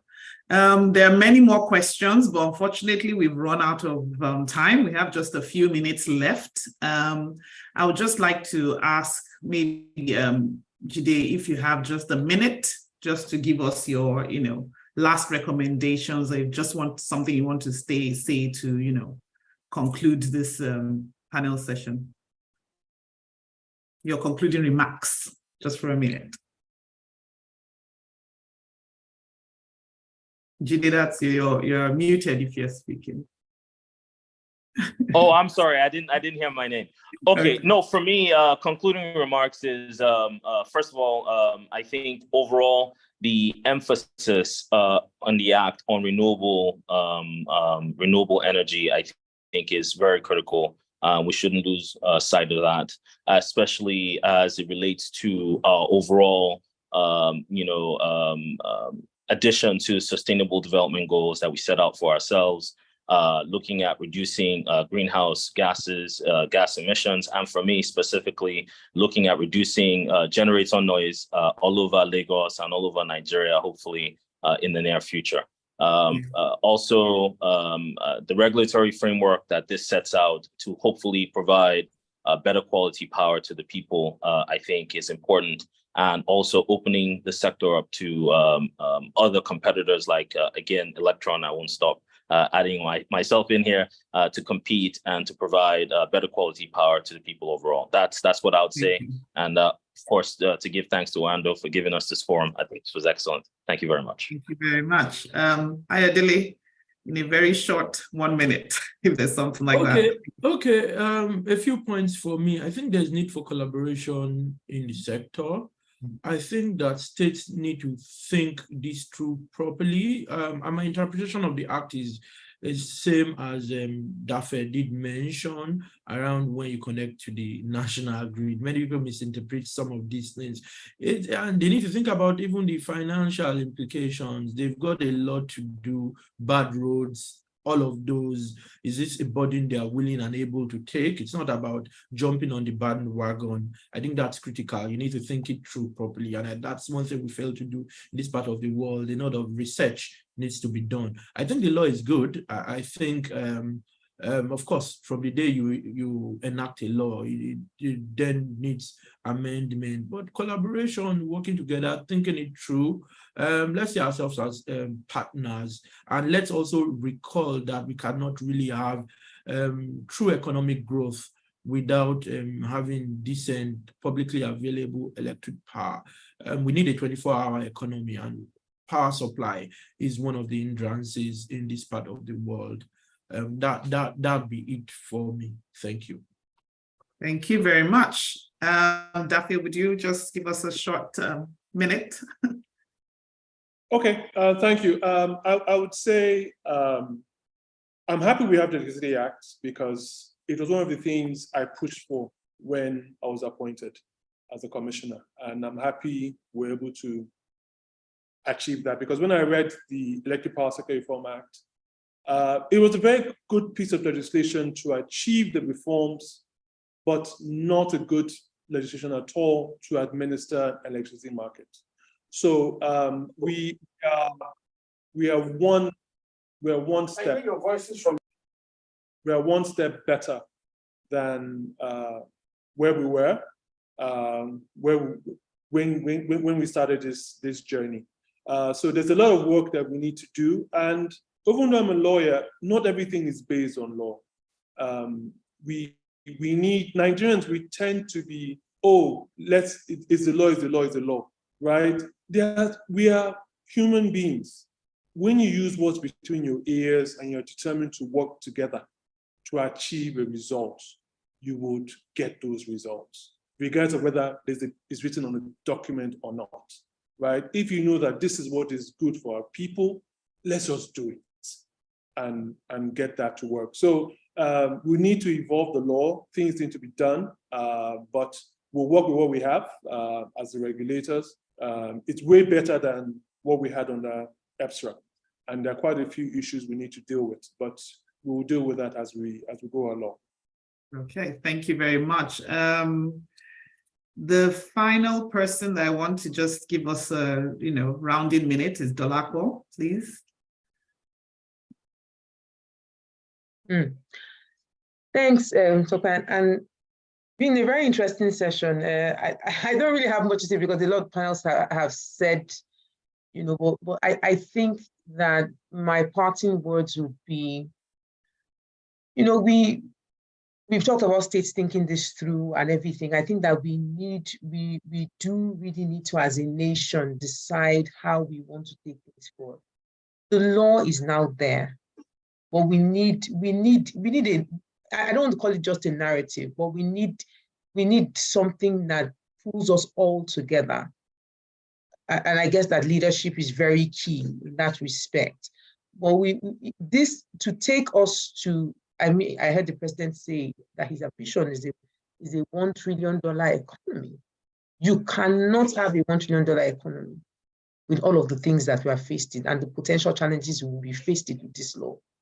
But we need to have an ideal. We need to have something that we all pull together. And with this law, we can't have interests.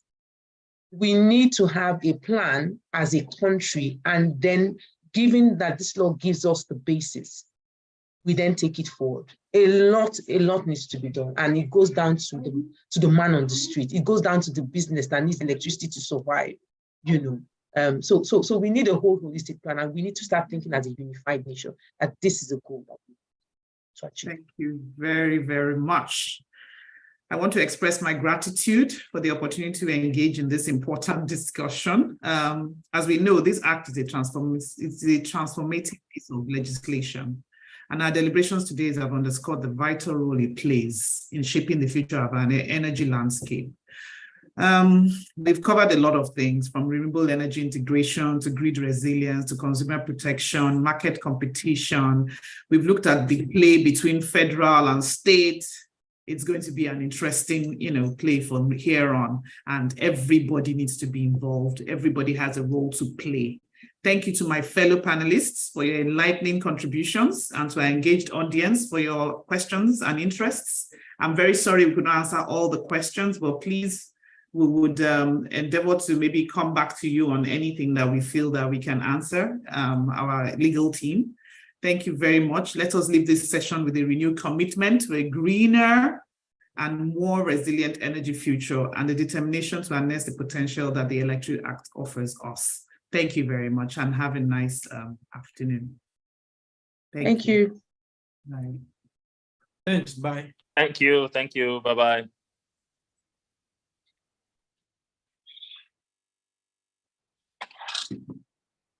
Thank you, Tomitope, and the speaker, all the panelists, and everyone that has stayed on up till now. We'll be exercising our constitutional right to go on break, and we'll come back at 10:50. So please do not go far from your phones. You can use this opportunity to walk around and stay fit. Thank you once again, and we look forward to seeing you in the next 5 minutes.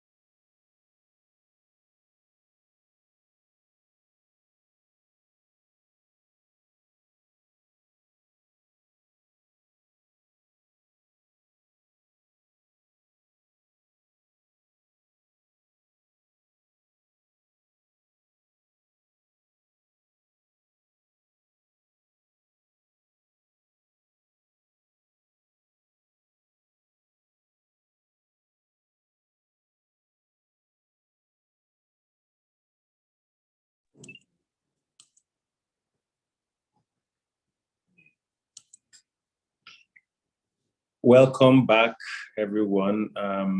Hoping that we had a good break.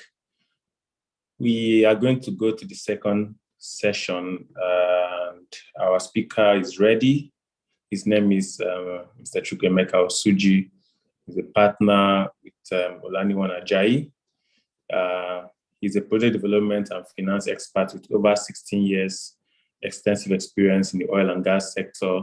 He has distinguished himself as a trusted advisor on oil and gas projects and acts for several key regulators, and is even currently involved in the drafting of key regulations for the Nigerian Upstream Petroleum Regulatory Commission, NUPRC.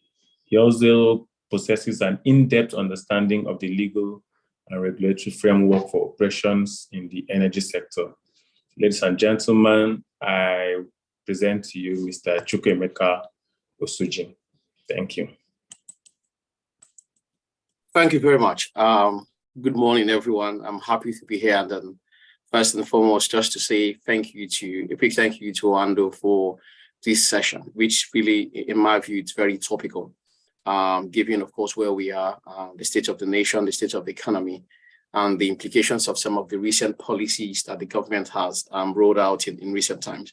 So I'll quickly, I think I have about 30 minutes to quickly speak through a few points, and what I'll be doing in my presentation is just to sort of set a tone for more detailed, in-depth discussions on a few of the points we will be looking at this morning, just so that we can focus more on, I think, solutions, focus more on what we'll think, a few insights we probably have learned from a few other jurisdictions, and then working together, just sort of think together to see what we can do in terms of getting us from where we are at the moment to where we actually then need to be. So I think I'll quickly just start my presentation.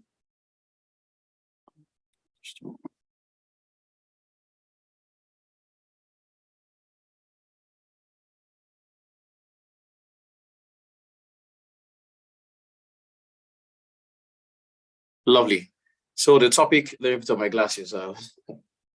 Right. So we're speaking on the impact of the regulation of the petroleum sector and unification of forex markets on energy security. In this first slide, I've sort of set out the snapshot of what has pretty much happened over the last couple of years. But the most important point for us is, where are we as a nation at the moment? As we are all aware, at the moment, the subsidies have been taken out, and subsidies, pretty much we're speaking about subsidy on PMX, because prior to this time, we have had subsidies removed on diesel and a few other products. So this pretty much is subsidy on PMS, which is one of the leading petroleum products for the downstream sector in Nigeria.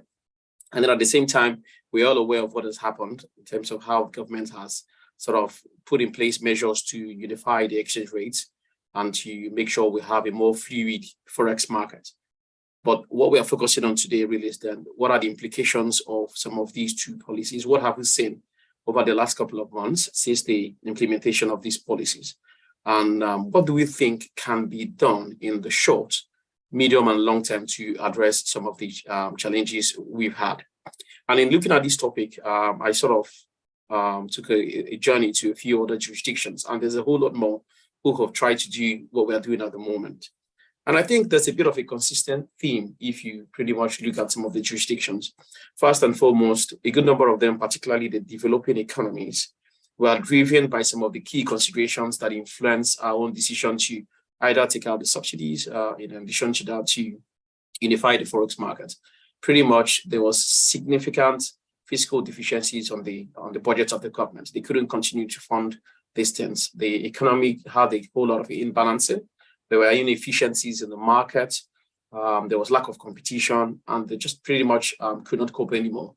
So the objective was if they take out the subsidies, and for those who worked on the forex markets, if they also tweak the forex markets, they were hoping to achieve increased investment into the sector. But one thing that happened was that at the short term to the mid term for most of the countries, what they saw was increased inflation. There was a spike in the cost of goods and services in the country. And in a few places, there were a few riots.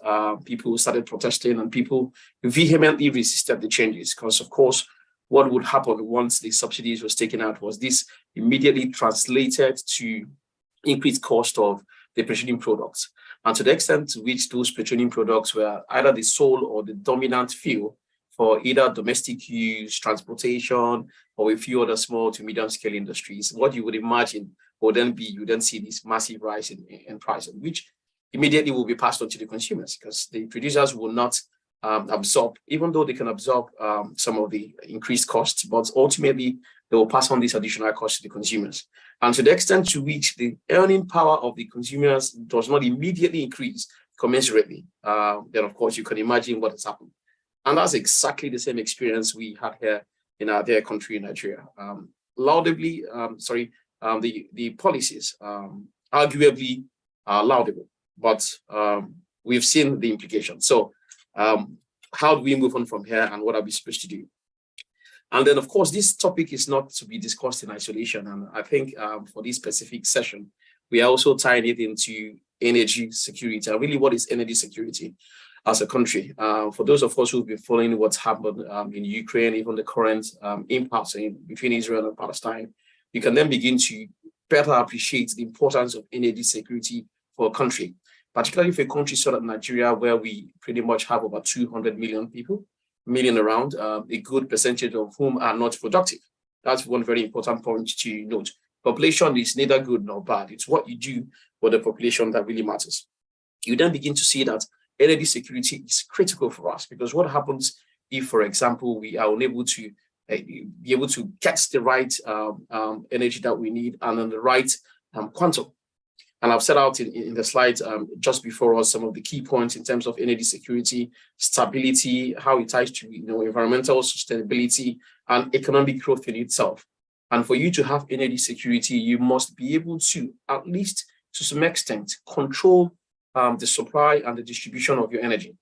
To the extent to which you are relying on external factors, relying on imports or other nations or countries to be able to access energy, then your energy security could at best be doubtful. And that's where we are as it relates to energy security. And that's why at the moment we are discussing how does the recent subsidy removals and the forex unification impact on energy security, and what can we do to see it get better. Okay. And then we will then quickly speak about some of what I think are some of the key impacts and what we think one had hoped to achieve by some of these policies. And I mentioned increased competition. And of course, you could imagine that the objective really is, if you remove subsidies, if you let the market run by itself based on the principles and fundamentals of the market, it will encourage people to come in, more market players.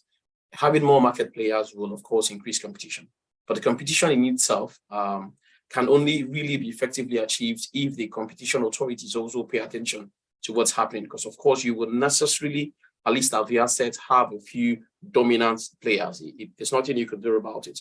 But dominance in itself is not a problem. It's really what happens. It's an abuse of dominance that actually creates inefficiency in the market. It's really about being able to regulate the dominance in the market. That's also critical. We also tie this back to impact on fuel pricing. I've already spoken about that. I don't need to spend more time on that. The impact on fuel pricing is immediately apparent. As it relates to market efficiency, what did we hope to see? A more efficient market, because the pricing in the market will be determined by market forces. That means that investors in the market can then run their numbers, do the economics, and then decide where they want to play, either in the midstream. Just maybe some of them could just invest only in infrastructure. Some could invest only in the downstream, supply, marketing, whatever. But then it enables the market to become slightly more efficient. And efficiency is tied to having enough market participants who can then play within the existing rules. So this is what we hope to achieve. And then at the more strategic level, having strategic petroleum reserves. Of course, this is tied to your ability to not just produce these downstream products, but produce them at levels that are fairly sustainable. And at the moment, in terms of our domestic capacity, we all know where we are at the moment. We were hoping that the Dangote refinery will be on stream at the moment, but it's not. And we have to wait a few more months for it to come on stream. We have a few modular refineries with between 10,000 to 25,000 barrels per day capacity. But that is not enough to meet our significant energy consumption requirements. So that means we were hoping if these policies are effectively implemented in the short to long term, it could lead to having strategic petroleum reserves. And of course, managing the vulnerabilities in the market, reducing speculation, particularly in the Forex market. And we see what had happened, where you have a very robust, thriving Forex market. But when you get to the official sources for the Forex, you then begin to see very significantly constrained environments. So how do we get that out? So that sort of is where we were hoping to be, what we were hoping to achieve. And honestly speaking, one can easily say that this would have been absolutely fantastic for us. But it's really then the discussion is really how then do we get to where we want to get to from where we are. And I've now spoken about cushioning the impact of some of these policies. For example, eliminating things known as market distortions and how can the markets be distorted. So for example, we know what has happened. The NNPC translated to NNPC Limited, and now under the PIA, it's supposed to operate as a commercialized entity. It's supposed to be one of the key players in the industry, but absolutely no pseudo-regulatory or interventionist powers at all. So the NNPC is supposed to be one of the key players in the downstream sector. And recently, NNPC has then, there's been a bit of back and forth. NNPC sole supplier, NNPC says, no, not sole supplier, NNPC sole supplier. But the contemplation is that NNPC will simply be one of the suppliers in the market. And of course, it will be a dominant supplier, but at the same time, it will just be one of the market players. So some of the market distortions we previously used to have in monopolies, hopefully are supposed to be reduced. I've spoken about the need for us to strengthen our local refining capacity. If you do not produce the products locally, you would have no other choice than to source them externally. It's either the NOCs, the state national oil company, NNPC, is sourcing it externally, and of course, using our scarce Forex to source it externally, or the market players themselves have to source it externally. Whatever be the case, you then would always be in a situation where you have a negative position in terms of your Forex reserves. So it's critical, and that cannot be overemphasized, to strengthen local refining capacity. But how we get there is also part of the things we need to discuss. A lot of people have placed our hopes on the Dangote refinery, while a few other people are of the firm view that having a monolith, that Dangote refinery as a behemoth in the sector is not what we need. A couple of people believe that it's best to have modular refineries scattered in different parts of the country.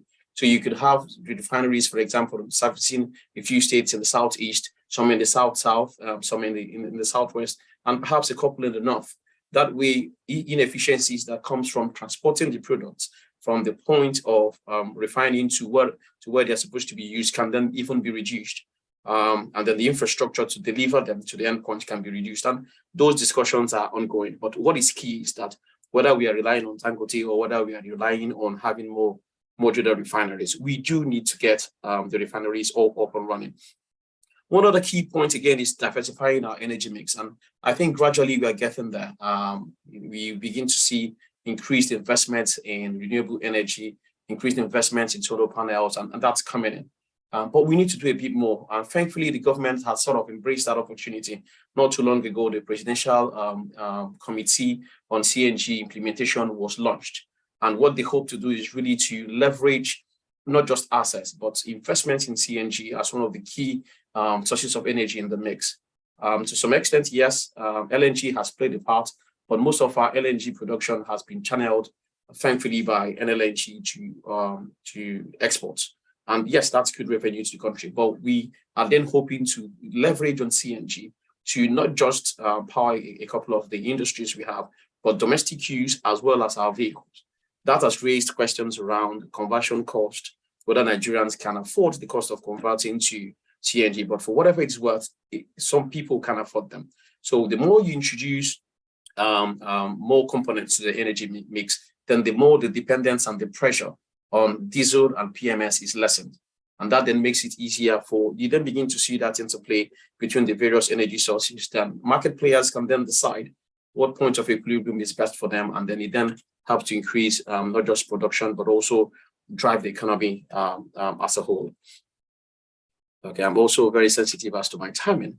Then, of course, I've spoken from the subsidy side, also from the Forex side. This is part of what we hope to achieve. Principally was to reduce the arbitrage between the black markets and the official market. But unfortunately, for some reason in Nigeria, it appears that policies, even though they look very good on paper, when it gets to implementation, for some reason, it just appears that Nigerians' case is always as if we're always moving in the opposite direction for reasons. But I think it's not because there's something wrong with also what's going on. It's just because, as I think someone mentioned in the last session, what the law does, what policies and regulations do, really is to set out a framework, rules that are transparent and cohesive, and principles within which market participants might play. But that in itself has never been and will never be enough to drive or to achieve the goals you want to achieve now. It's on the basis of the laws that both the regulators, the government, and the market players themselves must then come together, synergize. And I think it was Dr. Onida spoke about the synergies. We must then come together, synergize, and work towards addressing what the constraints in the markets really are. Because the constraints in the market might not be about the law. In some extent, it could be, for example, in the electricity sector, where to a whole extent, most of the powers were vested in the federal government. And then you needed to get the states to get more involved in power generation, distribution, etc. But in a whole lot more other cases, it's really not about the law. It's really about how do you apply the principles you have set? How do you let the principles interact with your socioeconomic conditions in terms of ramping up and then taking advantage of those benefits? I've already spoken about transparency and the need to let the markets grow. And I think a few days ago, if not very recently, the president again has sort of launched out a committee who have come out with recommendations on how to address some of the issues we're having. And part of the things that he spoke about is as related to the Forex. And I think part of the recommendations, I think I spotted in one of them, the proposal to sort of outlaw or ban the parallel market. Of course, these things are still coming out. What the implications will be, of course, one can only but imagine what the implications to be. But I think that the important thing to just notice that at some point, we need to go to the source of these challenges. It's really not about the policies. We know who the market players, we know who the people who are funding, supporting, and developing the parallel markets. The money is not falling from the sky, speaking practically. So it's important that even in having these policies, government needs to get down to the ground, get down to the ground.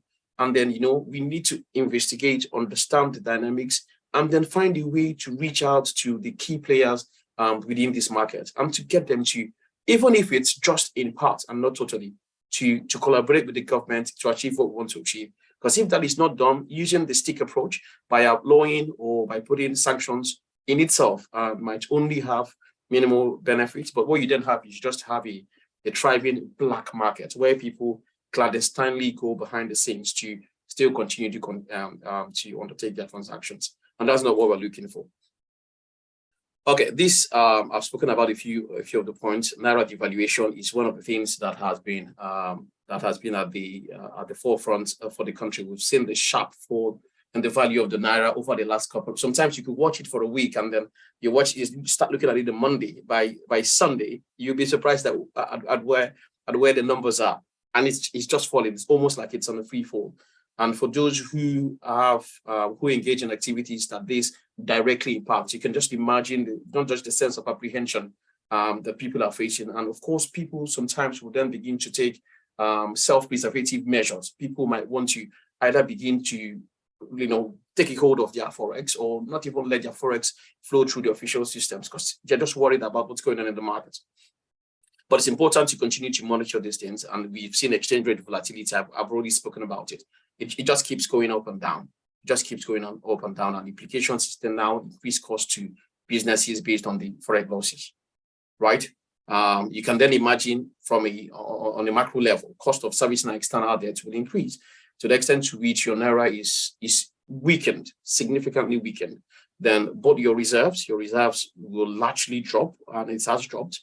And then the cost of servicing external debt will, of course, be impacted by some of these measures. And the government has then come out to suggest a revaluation of the Naira sometime in the beginning of next year, from what I understand. A lot of people it's currently it's out to the jury. People are trying to understand what the implications are likely to be. Yes, you can reevaluate the Naira, but would that actually impact on the value of the Naira in itself, whether it's called 10 or it's called 100. What is the purchasing power of that note? That really is where the key point is. And then we are hoping that more can be done in that regard. Okay, so I have pretty much already spoken about the interplay between the Forex unification and the regulation in the energy sector. And I think on this slide, I just pointed out a few additional points. The need for us to continue to work towards ramping up domestic production of refined products. I've also spoken about some of the negative and positive impacts of some of these policies. From a positive spin, yes, you can achieve some of these things, but the immediate reaction would pretty much be negative market reaction, and it takes a while before you can then begin to see the necessary dynamics to get, for example, prices to come down. Reduction in prices is just one of the objectives you might try to achieve, but more often than not, and this is looking at examples from other economies, you hardly achieve reduction in pricing, at least at the consumption level. That is hardly ever the case. What typically happens is that some of the policies might ultimately introduce some other benefits, either in terms of increased production, increased participants in the sector, more lowering the bar. Then you lower the entry bar for more people to get involved, and then gradually it then begins to translate into more revenue, more production, more economic activities. But hardly does it ever lead to, at least in the short to medium term, lead to reduction in prices. So we've seen the prices of the PMS co-op, and for those who are hoping it can come down to the maybe when it was 170 something, I dare say that can hardly ever happen, at least not in the short term. So moving on very, very quickly. So I would then say, where do we go from here? Where do we go from here? And I think, thankfully, one of the presidential committees that was set up, it was immediately charged to identify immediate and I think 30-day measures, midterm measures they could implement, and then longer term measures. And I think it's important for us to approach what is going on from this point of view. I'm one of those that believe that in any relationship, and I'm talking about the relationship between the leaders and the country, and we the people that are being led, it's important to have communication. Your communication must be continuous and it must be consistent. And what do I mean by communication? At all points in time, Nigerians must understand the key drivers to what government is doing. They must understand the key objectives, and they must understand the timelines within which these objectives can realistically be met. It must be clear. If Nigerians understand that, for example, subsidies will be removed and it will translate to ABCD. However, you can only achieve ABCD in the next 6, 12 to 18 months. It's easier for people to adjust. It doesn't matter how you spin the narrative, people will be upset because, of course, as I mentioned, the immediate reaction is that the prices will go up. But at the same time, people can then plan adequately and then reorder their affairs on that basis. So it's important for us to address these challenges and then to communicate, continuously communicate to the people in a way that people can then really understand that in the short term, there's nothing we can do about it. We must suffer some pains. And then this is how some of the pains can be managed. I've spoken about competition in the downstream sector, and it's important to get people to get involved in the markets, to get more market entrants, to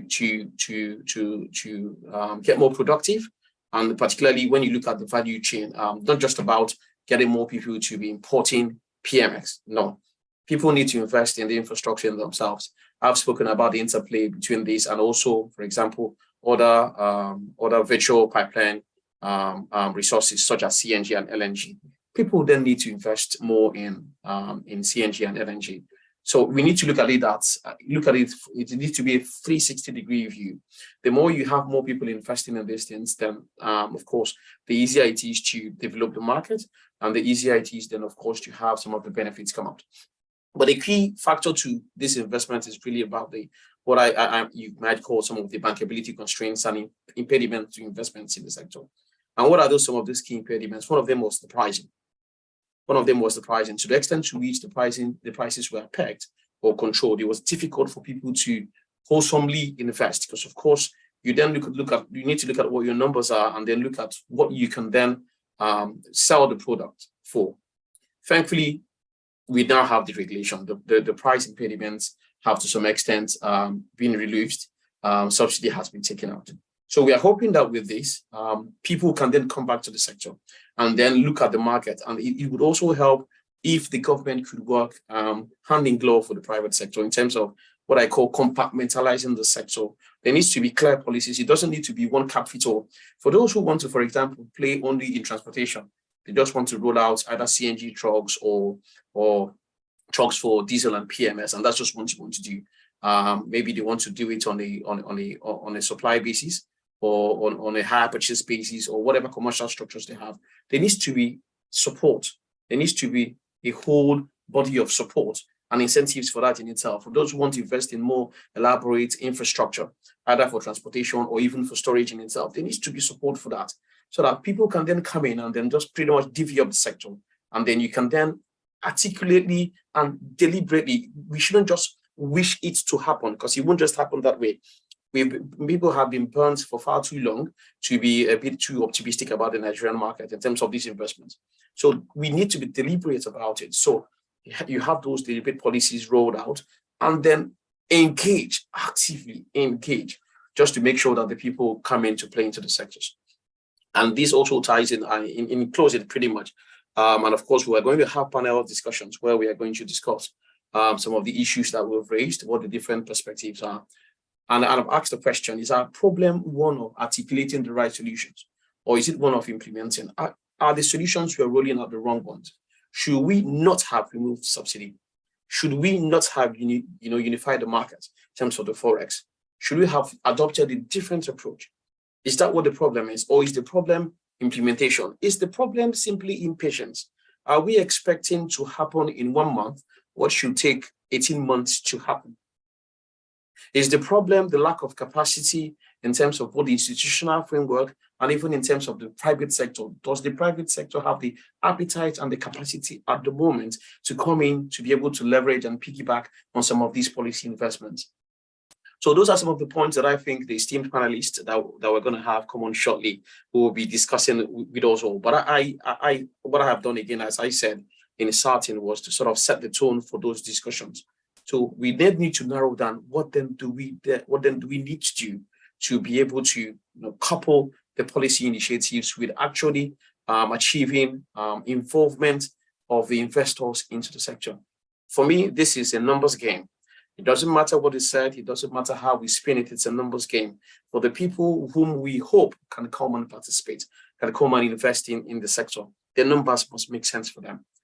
So the key question is, what do we need to see in terms of taxes, incentives, tax holidays? What do we need to see to make the numbers make sense? But that's at that level. But for the consumers themselves, for the poor woman in my village in Imo State or up in a village in Kaduna, what are the implications of these measures? What can government then do in the immediate term to cushion some of these implications? Remember, in starting these initiatives, there was the premise on the part of the government that the government doesn't have enough money to fund some of these sustainable initiatives. So a cash handout sort of policy was put on the table, but a lot of people have condemned and have said cash handouts really is not the solution. Yes, it might help in the short term, people get 5,000 a month, but what can it do? So the question really then is, what policies then do you need to put in place? What measures do you need to put in place to enable the poor man or the poor lady who's working on the farm or who is in some health center in some far remote area to be able to live with the increased cost of pretty much everything? How can it be managed? If you suggestions have been around rolling out, for example, transportation initiatives, but it will be funded. Would that be only public sector driven, or how can the private sector come in to support, to roll out some of these initiatives, just so that in the immediate term, in quotes, the common man on the street can have a bit of a respite from what can be termed the harsh or negative implications of some of these policies, which, as I mentioned, the key one is that the prices have gone up and will continue to go up in the immediate term. In almost getting to my closing, I always like to caution that while, for example, in my presentation, I've sort of done a bit of an overview of what has happened in a few other jurisdictions, we should be wary of adopting or paying too much attention to what happens in other jurisdictions. I think experience has shown us, or can show, that as it relates to us as a country, some of these things do not necessarily work that way. We have our own internal dynamics. we have our own specific inefficiencies. Some of them relate to some of the Luddites who, in terms of implementation, always find a way to make sure some of these policies don't work. So we need to look at words. Any solutions we are putting on the table needs to be homegrown. To the extent to which it is not homegrown, it doesn't matter if it was successfully implemented even for our next door neighbor here in Ghana, it won't work in Nigeria. It just will not work in Nigeria. And we've seen that happen again and again and again. So it's important for us to pay attention to these things, and in coming up with these solutions, as I mentioned, to make sure that the solutions are homegrown, that that addresses some of the key inefficiencies that we have within our systems that makes it quite difficult for us to sort of optimize some of the gains we hope to optimize. Let me see where I'm doing as to time. Okay, I think I have about 5 minutes left, so I'm not doing too badly. So if you then tie some of these points that I've raised to energy security and what's happening globally, of course, most of us are aware of the energy transition debate and the environment where we are, where most economies, most developed governments, most financing institutions are trying to sidestep fossil fuel and any byproducts of fossil fuels.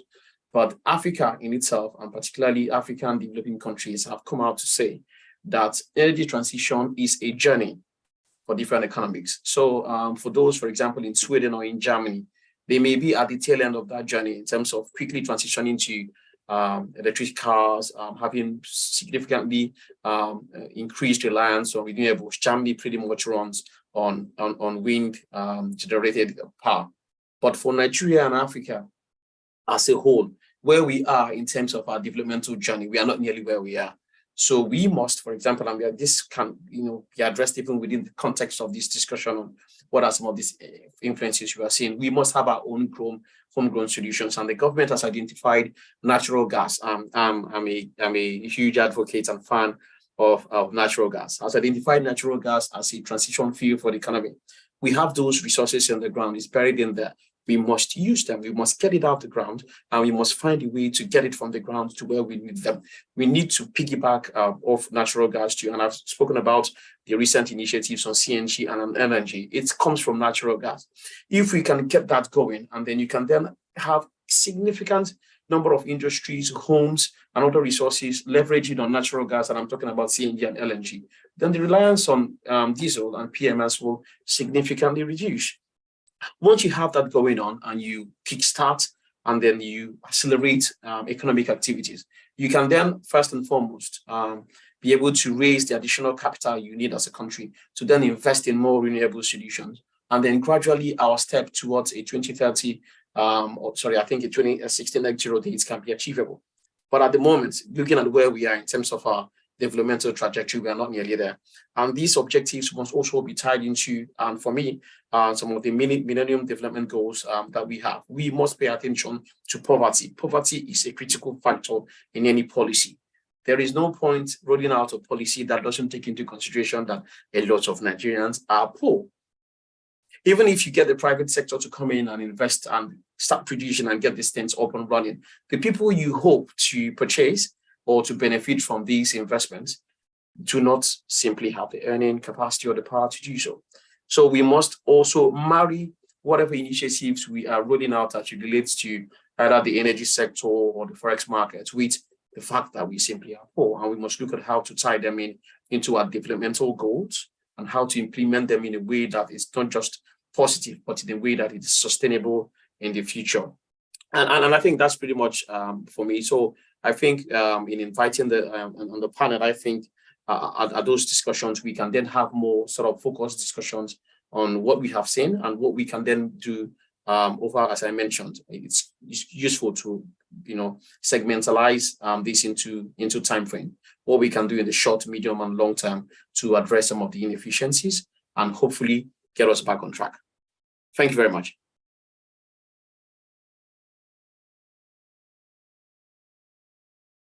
Thank you very much, Emeka. That was a very insightful presentation. And, you took us through very succinctly, and thanks for your time and for all of the points that you have raised. Because of time, we would run along and go into the panel session. But before then, just to give a little summary of your presentation, you spoke about the regulation of the downstream sector, which is predominantly underscored by the removal of subsidy on PMS, because every other product within the refined petroleum space had been initially fully deregulated. So PMS joined the bandwagon. And this is important because PMS is actually the last mile and the particular field that touches everybody's life, from the young to the old, from the rich to the poor. So the removal of subsidy actually is highly topical, as you mentioned, and which means that the whole of the energy sector is now seen to be fully deregulated. And again, the question is, how does that interplay with the unification of the exchange rate help to enhance energy security? And then you spoke to us also on lessons learned from other jurisdictions that are deregulated. And just to know that it was not a smooth ride for them either. There would always be the periods of high energy costs, increased inflation, increased cost of living, at times civil unrest before the dust begins to settle. If you look at it, usually deregulation has initially an economic benefit first before it has personal benefits, because the idea is that the funds that were used to subsidize the refined petroleum product should be diverted to other critical sectors of the economy, like building infrastructure for transportation, which includes road, rail, waterways, and of course ensuring that there's power, and to boost industries as a whole. And of course, with the boosting of the industries, we expect that individuals and households will become empowered. So it's a bit of a long journey. You spoke to, timing, giving ourselves a bit of a timeline. What are the immediate, short-term, medium-term, and long-term gains of deregulation and the unification of the FX, and how all of this ties into energy security. Now, energy security is a very important concept, because it basically implies that, as a nation, we are in full control of our supply, distribution, generation of our energy end-to-end, without over-reliance on one particular source of energy, which is what we've seen in Nigeria so far. Apart from even relying on just one singular source of energy, we rely on one singular source of export proceeds, and that is making us being plagued by what we call the Dutch disease, which with any shock, any global shock in the energy market tends to affect us very negatively. So for us as a nation, we cannot overemphasize the importance of ensuring we have energy security. It will help to boost sustainability. It will help to engender economic growth. And of course, there are quite a number of government policies that are in place already, especially since the enactment of the PIA, to help to drive us towards energy security. And then we expect that the impact of the deregulation and the unification of the FX will be for us to have increased competition within the downstream market, increased market efficiency, and lastly, very importantly, to drive investments into the sector, foreign direct investment, which is one of the key drivers of the oil and gas and the energy sector, which are highly capital intensive.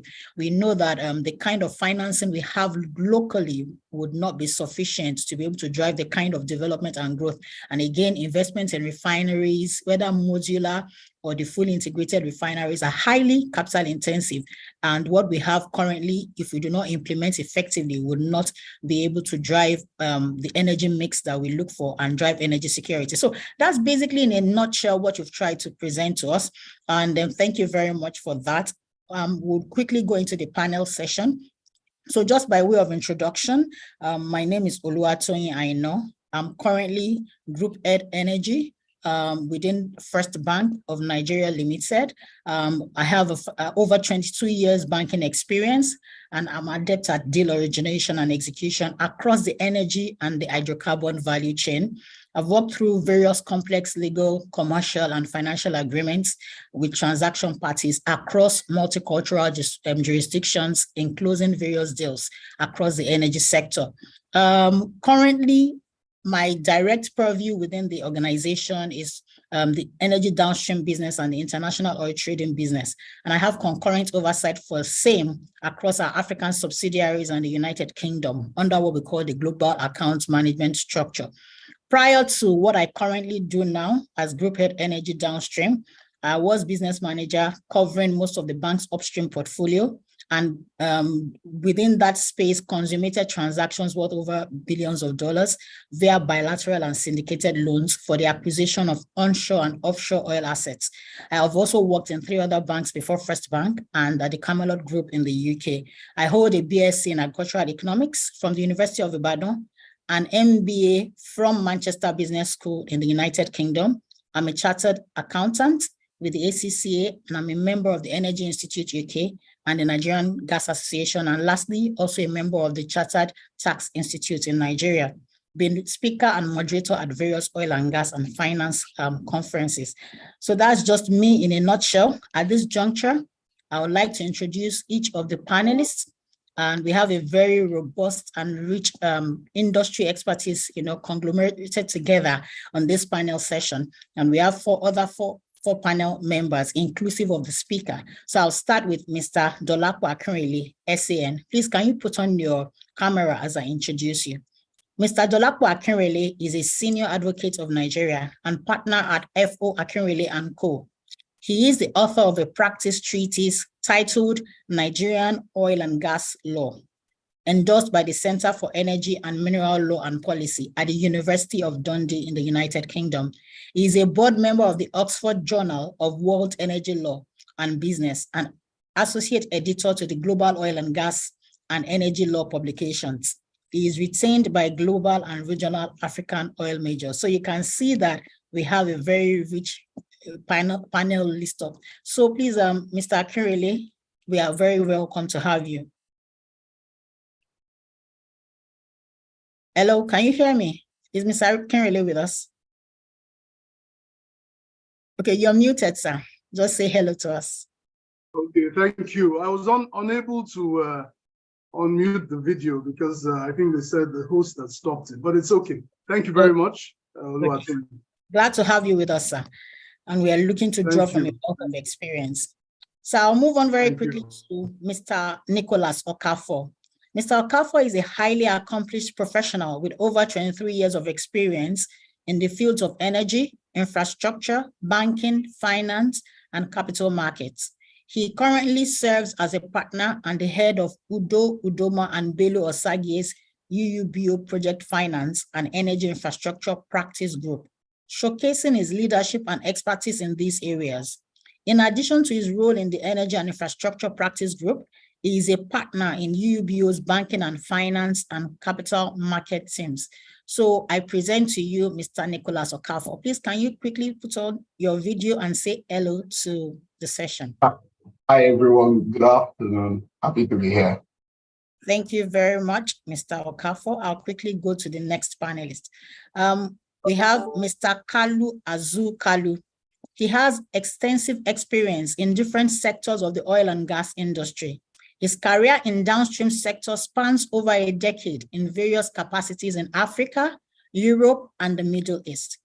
He is the head of refined products trading at Oando Trading DMCC, a subsidiary of Oando PLC, where he oversees physical oil trading and energy derivatives pricing / hedging products. He holds degrees in energy trading, mathematics, and computer science. I present to you all Mr. Kalu Azu Kalu. Please say hello to the session. Thank you so much, Luwatoyin. Hello, everyone. It's a pleasure to be here. Thank you very much, Mr. Kalu. And last but not the least is our keynote speaker, Chukwuemeka Osuji, who is a partner, oil and gas at Olaniwu Ajayi LP. He's a project development and finance expert with over 16 years of extensive experience in the oil and gas industry.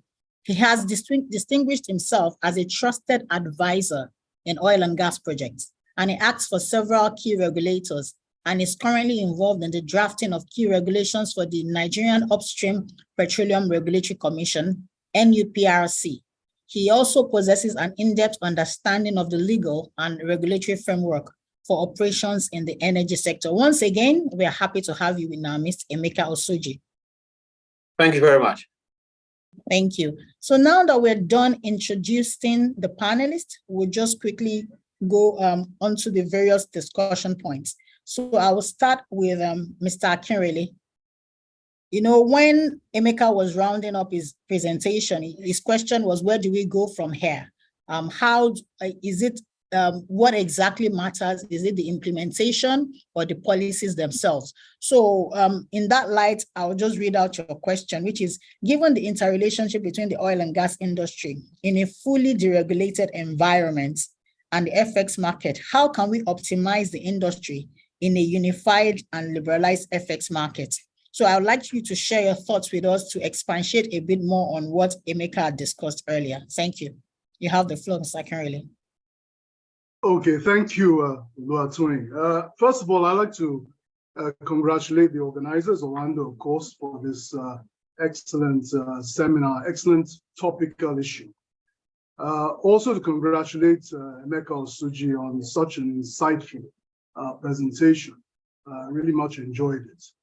And also the federal government for boldly confronting two major economic challenges of our time, namely this fuel subsidy issue and the merging of the exchange rates. These are really extremely bold and extremely purposeful. Now, we all know that the interrelationship between the downstream sector and the FX market is historical. I mean, we've always had the cost of petroleum has moved in consonance with deregulation of our naira since the 1980s, where we had a strong naira and then subsequent devaluation under the Babangida regime, et cetera, but the history is there. But what is not so, and sometimes forgotten, is the intrinsic link with the upstream sector.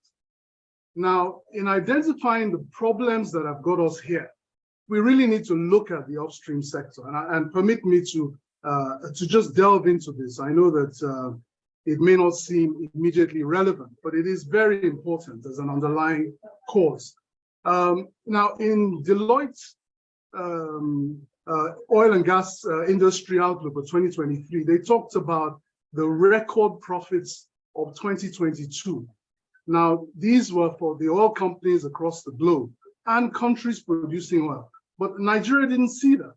And we begin to wonder, crude oil production in a mono-economic environment like we have is a foreign exchange issue. That is where we generate the foreign exchange, and it is just not rocket science. We all understand it, but sometimes it doesn't confront us, and we go down certain borrow pits, forgetting what is really the issue. Now, 1998 to 2021, we were producing 500,000 barrels below our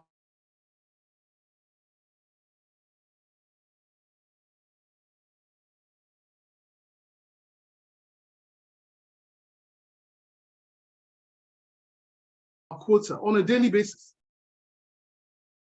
2022, we produced roughly about 800. We are producing, so is 1.83. That's about 700,000 barrels off on a daily basis. Now, there are many factors, and I'll just run through them. They are obvious. Permit me to digress a little bit. Global environmental pressure, of course. Although we've had great oil prices recently, but we've also had slowdowns in debt financing. So investment has been running away from Nigeria. The IOCs are leaving for various reasons: uncertainty of laws, adjudication, 20 years gestation of the PIA law, which is now happily in effect, but the delay took its toll on the industry. Continued lack of transparency and regulatory certainty, and of course the security challenges. And we have the big elephants in the room: the vandalism and the syndicated theft of crude. So militants call it syndicated unknown people. We have crude being taken out of the system, and that is having a real effect on our hard currency operation. So yeah, we can add the excessive borrowing of the last regime, but I won't go into that. But the main thing now is the problem with our hard currency generation. And this is having its effect on making anything we import, not just petroleum, more expensive. But we are talking here about a downstream sector. And of course, all that we bring in a predominantly import-based economy is costing more all the time. And it's just economics, basic economics. If we cannot produce enough dollars, then we cannot have, we will always be chasing using more naira to chase dollars, and costs will go up uncontrollably.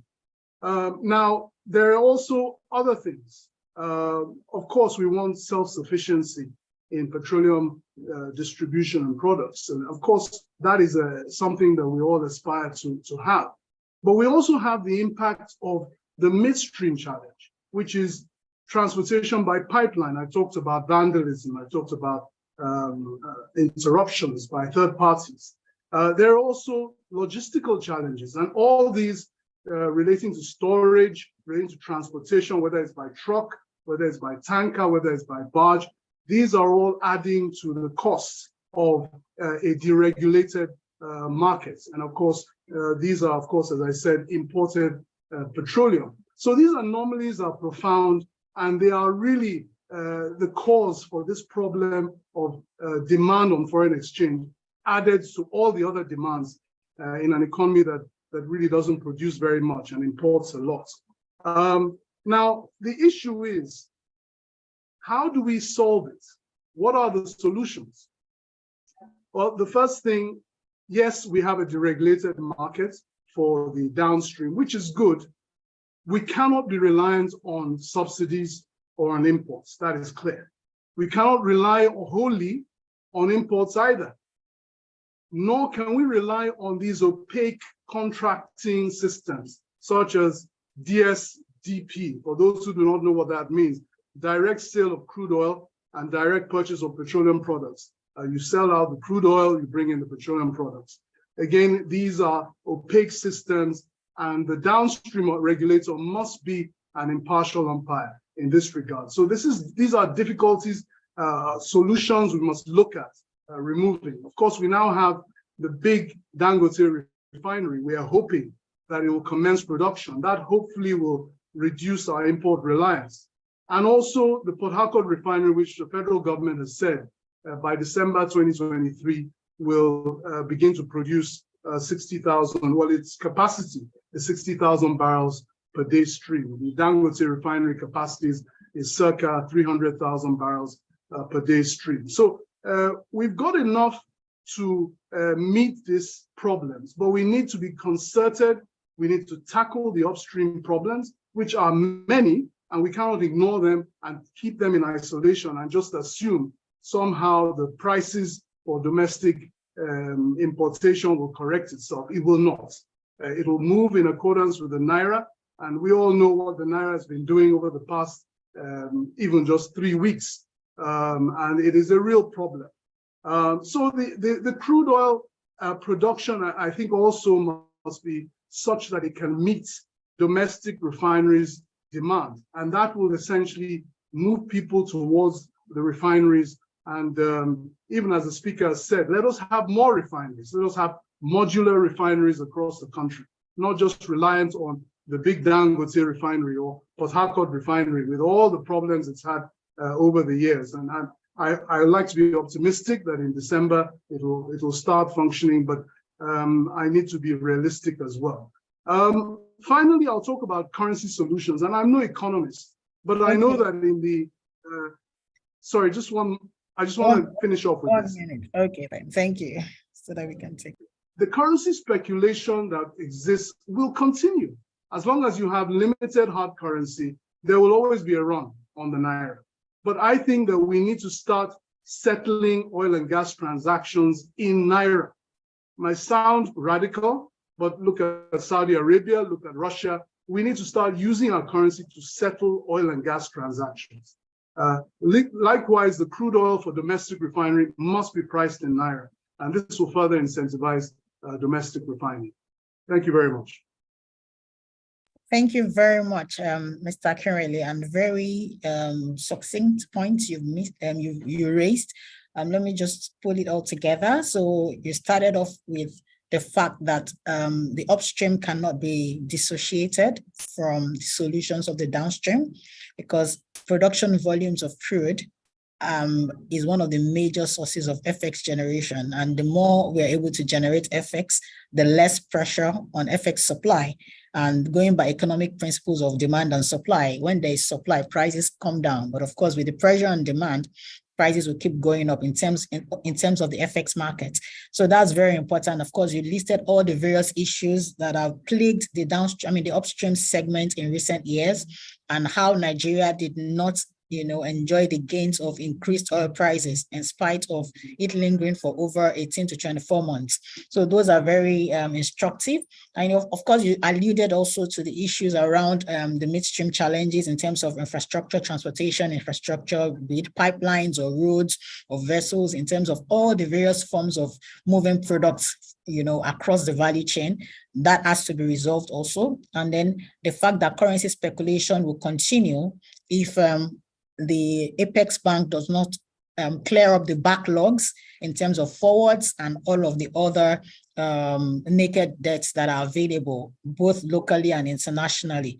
And again, you spoke about the refineries, as in the fact that they coming on stream would help with respect to reducing the pressure on FX. Now, the one that you said that was really very important, and I think the regulators need to think through this, is settling oil and gas transactions in Naira. So that's an interesting conversation. I guess we would maybe expatiate on it as we go along in the panel conversation, knowing that, the underlying product itself is a US dollar traded commodity. So private investors might struggle with this concept, but maybe the government can step in where they sell refined products to us locally in Naira. But if I'm paying dollars to buy my refined products, how would I be incentivized to sell it in Naira, to the economy? But I guess those are conversations and things that we need to wrap our heads around. Because for as long as the currency is USD, the pressure will keep continuing with respect to sourcing. So thank you very much, Mr. Akinrele. Very useful, food for thought and suggestions from you. So I'll quickly go on to Mr. Kalu. So in the oil and gas industry, how do we create more value within Nigeria? Now, Mr. Akinrele had touched, briefly on refineries. The speaker also spoke about refineries. Then is it more refineries? What type of refineries are we looking at? Is it government policies generally? So what are your thoughts on how we can create more value within the industry, especially moving from upstream downstream? Thank you. Thank you so much, Oluwatoyin. And I have to start by thanking the previous presenters. Chukwuemeka was really amazing, and our son has really buttressed most of the points. When it comes to creating more value in Nigeria, I think the government has done amazing. We've seen the PIA passed. That was the first hurdle, and it delayed for quite a while, but it's been passed. So we are very happy that that has happened. And we are going to see more investments in the oil industry following the passage of that act. The second option is a refinery. Thankfully, we have Dangote that will be coming on stream very soon. And you also have the NNPC refineries being refurbished. And as we've been told, hopefully by the end of the year, or at the barest, at the latest Q1 next year, we should have the Port Harcourt refinery up and running. The last point, which I think is very, very important, is increased production of crude oil. That is the easiest way to create value within Nigeria. To give you an idea, today we are doing about 1.35 million barrels per day. And at some point, Nigeria was doing about 2 million barrels, even more than that. I remember our OPEC quota being slightly over 2 million barrels per day. And the difference in that is about 600 KB per day. That in value is about $50 million daily that we are losing by not producing up to our known capacity. If you earn extra $50 million daily, it will help in clearing the backlog we have in our FX market today. Is a major amount, is a measure, and one of the easiest ones that we can actually claw back, both by what the security forces are doing right now, ensuring that we have minimal wastage and pilfering in our energy sector. So I think that was one of the easiest way. But then one of the recent issues is deregulation. So permit me to focus more on deregulation and the petroleum side, which I know that's what most people want to hear.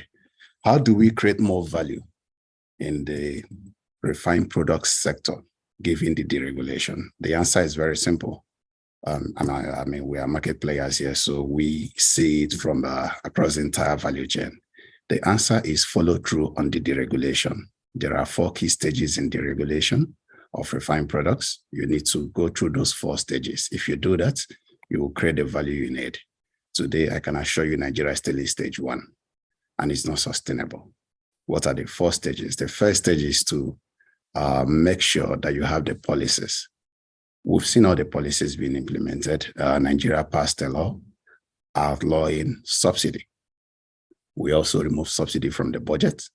And on May 29, the president did something amazing, and he made that simple statement: subsidy is gone. And that was the end of it. So that was stage 1, the policy framework, removing subsidy officially. That was stage 1, and we succeeded in that. And you have to thank the president for having the courage to do that after so many years of deliberation over this issue. The second stage is to create a transparent pricing framework. Without it, deregulation will be a failure. I can assure you that. You must have a transparent system for determining what will be the price of the oil, because that is the only way you can have market players participate in that market. I don't want to use the European nations or the North Americans or the G7 nations. Let's just use people that are close by. In South Africa here, you have the BFP framework, which you can just Google it. It will tell you exactly how to calculate the price of petroleum products in South Africa. Those prices have 3 key components: the global price, the FX rate, and the taxes from the government. Those are 3 things that feed into that price. South Africa has it, and the price changes on a monthly basis. Given where we sit, we can see the price of oil 10 years in advance. And using that framework, I can tell you what the price of petrol will be in South Africa by 2030. And that framework has been consistent. Let's even use Ghana. Ghana has a framework that changes bi-weekly. So the price in Ghana changes twice every month. If you're bringing oil into Ghana, you know exactly what the price that you're allowed to sell at the forecourt will be. That pricing framework allows the market players to plan ahead, because when we can plan ahead, we can hedge. In collaboration with some of the big hedging firms, after the announcement was made on May 29, some of us actually engaged these guys to see how we can guarantee cheaper prices for Nigeria. We ran a few models, and some of them could have had prices being sold around 500 or even less than that today in Nigeria, if we had a pricing framework that we could rely on and hedge these prices. Because we can see the prices in the future, we can lock in these prices and hedge it and ensure that when that future arrives, Nigerians will pay cheaper prices. But I cannot do that today, and the market players cannot do that if we do not know what the price will be. And if you want to know how serious this is, I mean, since May 29, price has only changed twice. On May 29th, NNPC announced the price, and on July 18, they announced 617, for example. Between July 18 to today, the price of petrol has gone more than 300 Naira equivalent in volatility, but the price is still fixed in Nigeria. So obviously that price is not following the market. It doesn't mirror the market. It's an arbitrary price. And we need to have a framework that follows the market, which will allow us hedge prices into the future and guarantee cheap products, thereby creating more value for Nigerians. The third stage is to have an open market, because that open market will guarantee competition among the players. Today, we do not have that. NNPC has done an amazing work in the sense that following this deregulation, they've ensured we had availability of supply. They've ensured there's been no scarcity. And to be honest, they've actually given us cheaper products that we should have. If you look at international prices, the difference in price between petrol and diesel is not more than 100 Naira per liter. But today in Nigeria, you can see that diesel is selling at over 1,000 Naira per liter and petrol is selling at 600. That magic is coming from somewhere. It's NNPC. And they've done a great job. You have to give them the credit. However, if you do not have that open market, there will be no competition. If there was competition and there's a level playing field, you will probably have the price being even cheaper than it is right now.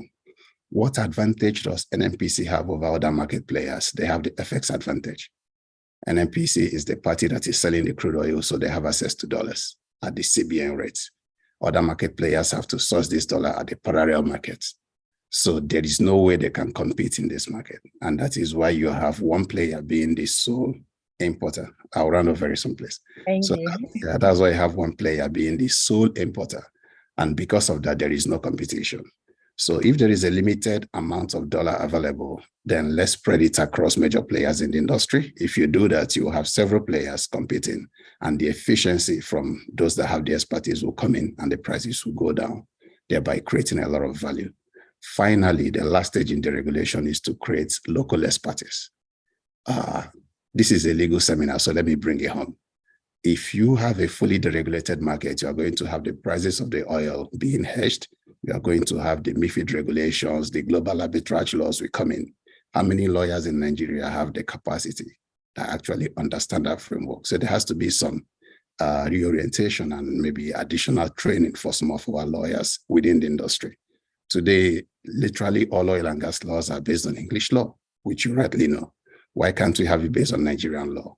So when you do, if you go to English High Court today, it will cost you at least $500,000 to have a case heard going through the process.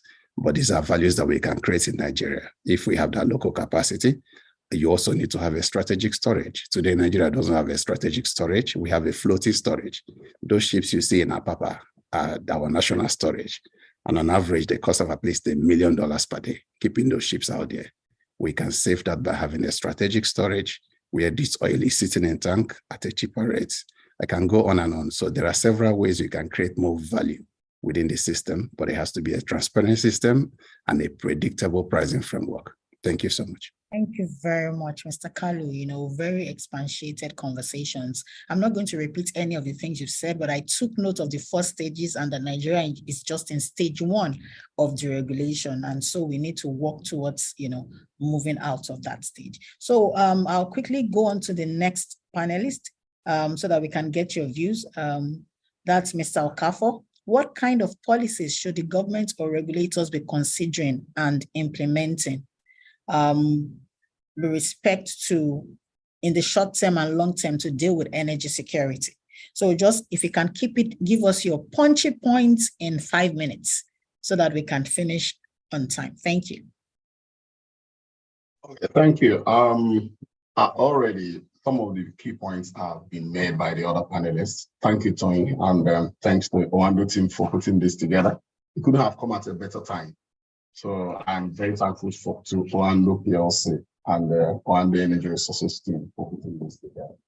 So the issue is deregulation. Then there's the FX rate unification, and then there's energy security. And so the question is, how do you create value out of these 3 terms? And the 7 or 8 points I listed is almost like it straddles across, because the learned senior advocate picked on it. The fact is availability. If you start with FX, which straddles across both bringing in the product at an affordable cost and also making sure that the common person in the street or in the market is able to purchase it at a price that is sustainable. It means that FX has to be available. And that availability is tied to production, whether production in terms of crude or just having exports that Nigeria can sell. At this point, Nigeria is heavily import dependent. So the first thing from a policy perspective is that what can the federal government do to make sure that at least we meet our OPEC quota on the upstream side? Nigeria should start looking at crude oil as foreign reserve. The moment we begin from that policy perspective, then we will do everything to encourage production and keep it safe. Because at the moment, even when the production comes, it's not safe.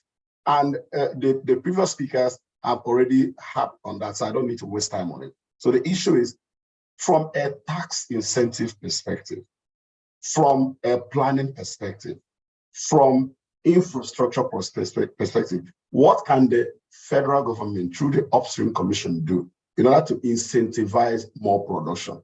For example, is it possible to create a framework where the payment of some of the taxes in the upstream sector is staggered in such a way that at the point of payment, most of them are not collected upfront? For example, the issue of payment of royalties, and how it is enforced when there's a backlog. Can there be an understanding between the federal government and the producers that, again, using the issue of transparency, when these taxes will be collected, it will be at a point when these production volumes are already available and in the international market? The other thing, apart from production, is the issue of storage. Now, my co-panelist Carlo just spoke on that. Policy. Nigeria needs to develop a clear policy on energy storage, whether crude. America has very strong strategic crude reserve. Whether crude, I don't even think we have crude reserve storage in Nigeria at the moment, because the one that they used to have at Port Harcourt refinery, I don't think is still there. So then we have tank farms, yes, scattered across a few jetties in Nigeria. But the truth is that they are not enough. When there is a policy framework around building SPM facilities and also the tanks that work with them, and how they will be encouraged in terms of clear pricing templates. Okay, this is how much you collect on throughput. And then when that price on throughput is known, that somebody can run his model on the basis of that. Not that if he runs his model today, tomorrow it changes. So the availability of FX through crude production and export products being sold in the international market will moderate the FX availability in the country and enable people to price in a way that can encourage investment in the storage facilities, whether upstream or downstream, and availability of storage will also reduce the cost. Now, apart from storage, I also spoke about half of my point, which has been harped upon several, the issue of refining capacity. The reason why we are importing the cost, the dollar cost from abroad, is simply because we don't have refining here. So, and the issue of refining comes at a cost. The truth about it is that no investor will invest in a market where he is not certain how the pricing will be done. Yes, you have the stabilization clauses, change of law, change in tax, but those things happen when you are able to, with a reasonable certainty, understand that you can hedge some of the variations in your cost. But the rate at which policy is affecting cost today is something that we all need to think through to make sure that at least within a band, almost like what happens in the energy sector, in the power sector, where NEC will tell you that these are the feeding stocks that will enable us to get a tariff. And when they have set that out as the pricing template, they will say, okay, if 1, 2, 3 happens, there will be variation. And this will be in place for 5 years.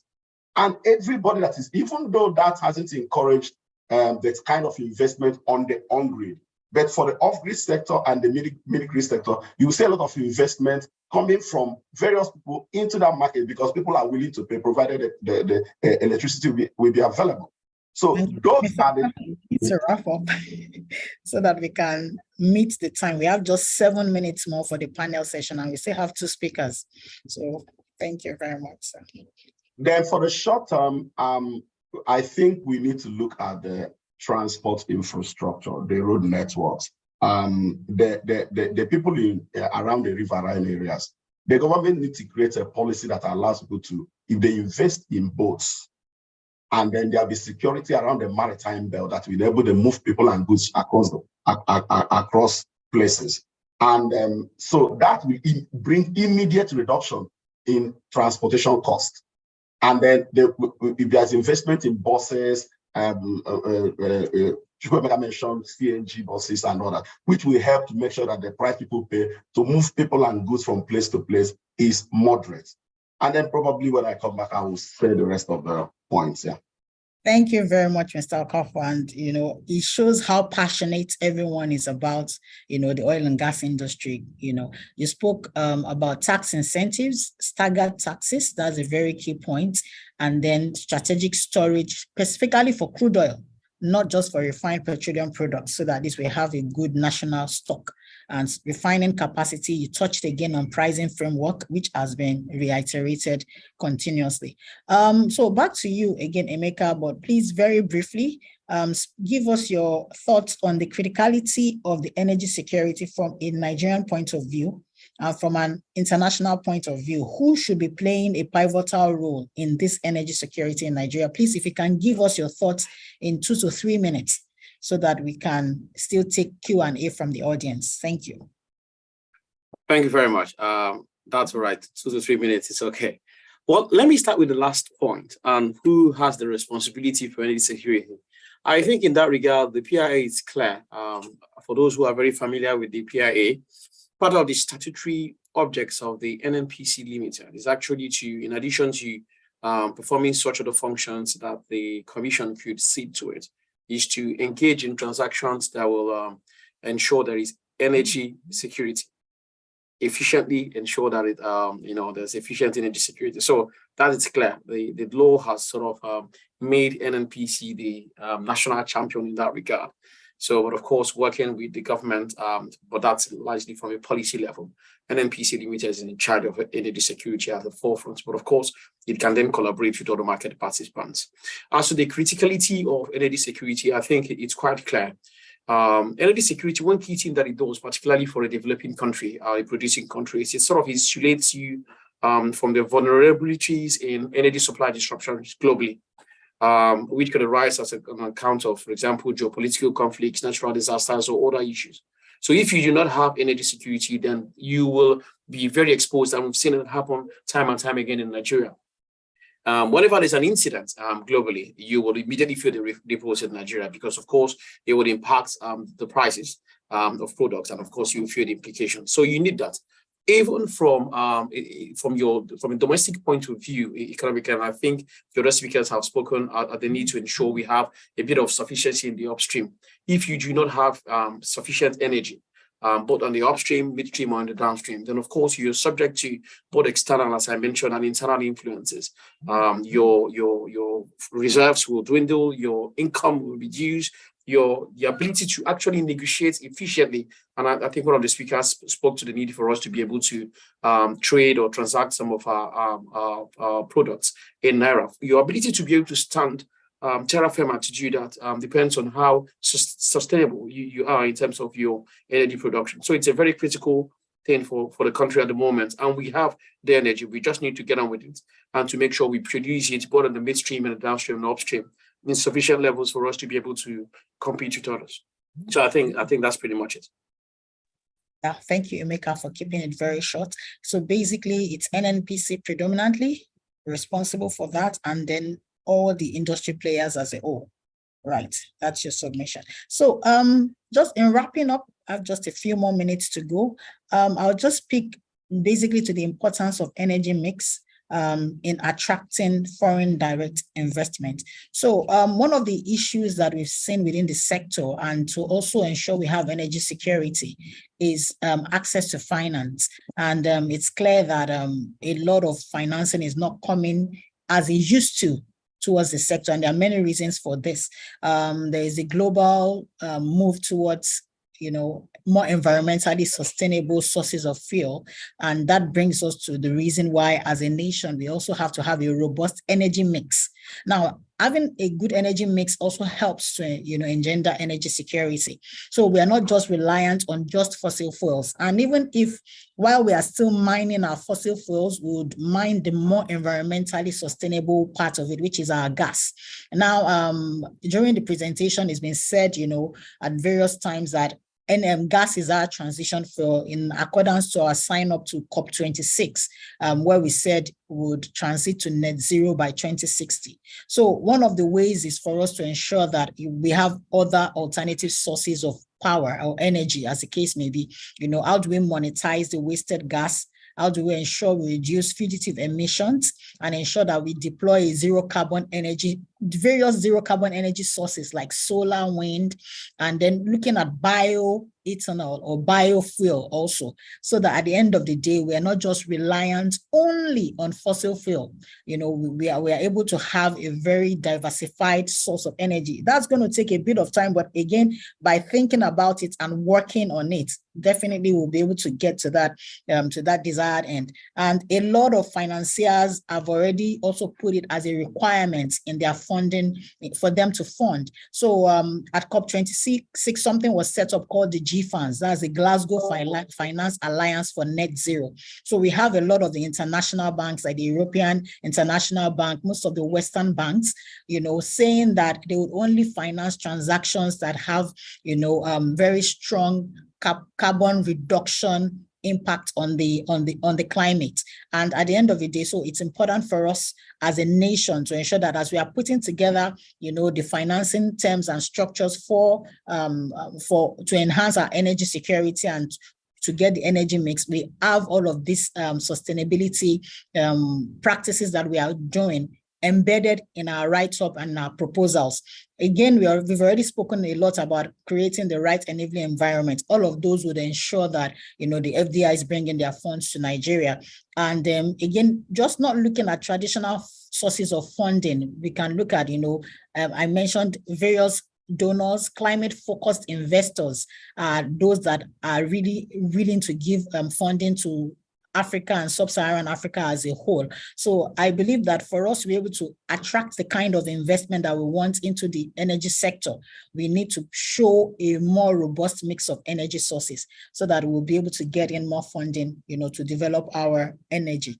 So while we are wrapping up, I think we can wrap up on this note and give room for Q&A. But before I do, 1 minute, I'll just go around each speaker, 1 minute per speaker. Just give us your thoughts, your closing remarks with respect to what do you think, in addition to what the government is already doing. We've all alluded that the government has done a lot in terms of deregulating, in terms of pushing for the liberalization of the FX market, passing the PIA as a whole, you know, just generally ensuring that the regulatory framework for the oil and gas industry is very robust and strong. So what else? So what other bodies, you know, do you think can also help to cushion the impact of deregulation and ensure that we achieve energy security apart from the government? So which other bodies do you think we can also call on, like NGOs, companies? So just one minute, give your thoughts. I'll start from Mr. Kalu. Just your 1 minute wrap up with respect to what else you think we can do to support the government's initiative. 1 minute, please. Thank you. Thank you so much. I will actually take less than a minute. I think it's actually been all tabled here, but I think something else we can do is just to support the government with technical know-how to ensure that cheaper prices are guaranteed. I mean, the biggest impact of the regulation is the hike in price. So whatever we can do to ensure that the cheapest products land in Nigeria, and when the refineries start working, the cheapest products come out of those refineries. Whatever we can do in that regard, we'll be here to support the government. And I believe everybody in the industry will also be very happy to do that. I think that's the easiest thing to do. And once there is clarity, to attract the necessary FDIs. I mean, we work with global partners and other suppliers, and we know what to tell them to come back home and invest in Nigeria. But we need to be sure that there is clarity in policy direction and consistency in those policies. Thank you. Thank you very much, Kalu. So I'll go to Mr. Okafor, your rounding thoughts on what else we can do to support the government in achieving energy security in a deregulated. The simple word is price. I want Nigerians to know that there is no free lunch. And therefore, we need to begin to change the mentality where we feel that, oh, NEPA power supply has to be free, and fuel supply has to be free. The free lunch mentality just has to stop. And then finally, on the price, we need to begin to come up with policies and structures that, like Carlo said, enable the cheapest of the products to come here, but it will still be at a price, not the one that we are used to. Thank you. Thank you very much, Mr. Okafor. Mr. Akinrele, please, your closing thoughts. Mr. Akinrele. Yes, thank you, Oluwatoyin. My closing thoughts really, again, obvious things. Transparency is very important. in the oil and gas industry, and also the need to have proper civil adjudication whenever there is any contractual disputes, whenever there's any issue with challenging the government on its regulations. The courts should be the final arbiter, and we really need to build up the institution of the courts. It may sound self-serving, but this is ultimately what we need. I mean, we look at the PNID case. We needed to have an English court save us from ourselves, so to speak. So really, we need to bolster up our courts, and that is the ultimate, arm in helping any form of policy. Thank you. Thank you very much, Mr. Akinrele. And then lastly, we'll call on Mr. Emeka Osuji, your closing thoughts as we round up. Thank you very much. Two quick things. I think we need to sell Nigeria more. There needs to be articulate and deliberate selling of the values that are particularly in the midstream, downstream, and upstream sector. We need to be articulating, selling it to the international community, to identify those opportunities and sell them. The last point for me, it's just one word: accountability. And this is on the government side. Where there's a system where there's no accountability, and people will get away with a lot of things, and the system will never work, and the inefficiencies will persist simply because people know they will not be held to account. As a country, at every level, both at the corporate level and at the national level, there needs to be accountability. People need to be held responsible for what they do. Once we reintroduce accountability, we'll then immediately begin to see the changes, because every decision taken will be against the prism of the fact that there's going to be a day of reckoning. And once we have that in place, we will immediately begin to see the changes. Because I think we need attitudinal change first and foremost, and not necessarily changing the policies. Thank you very much.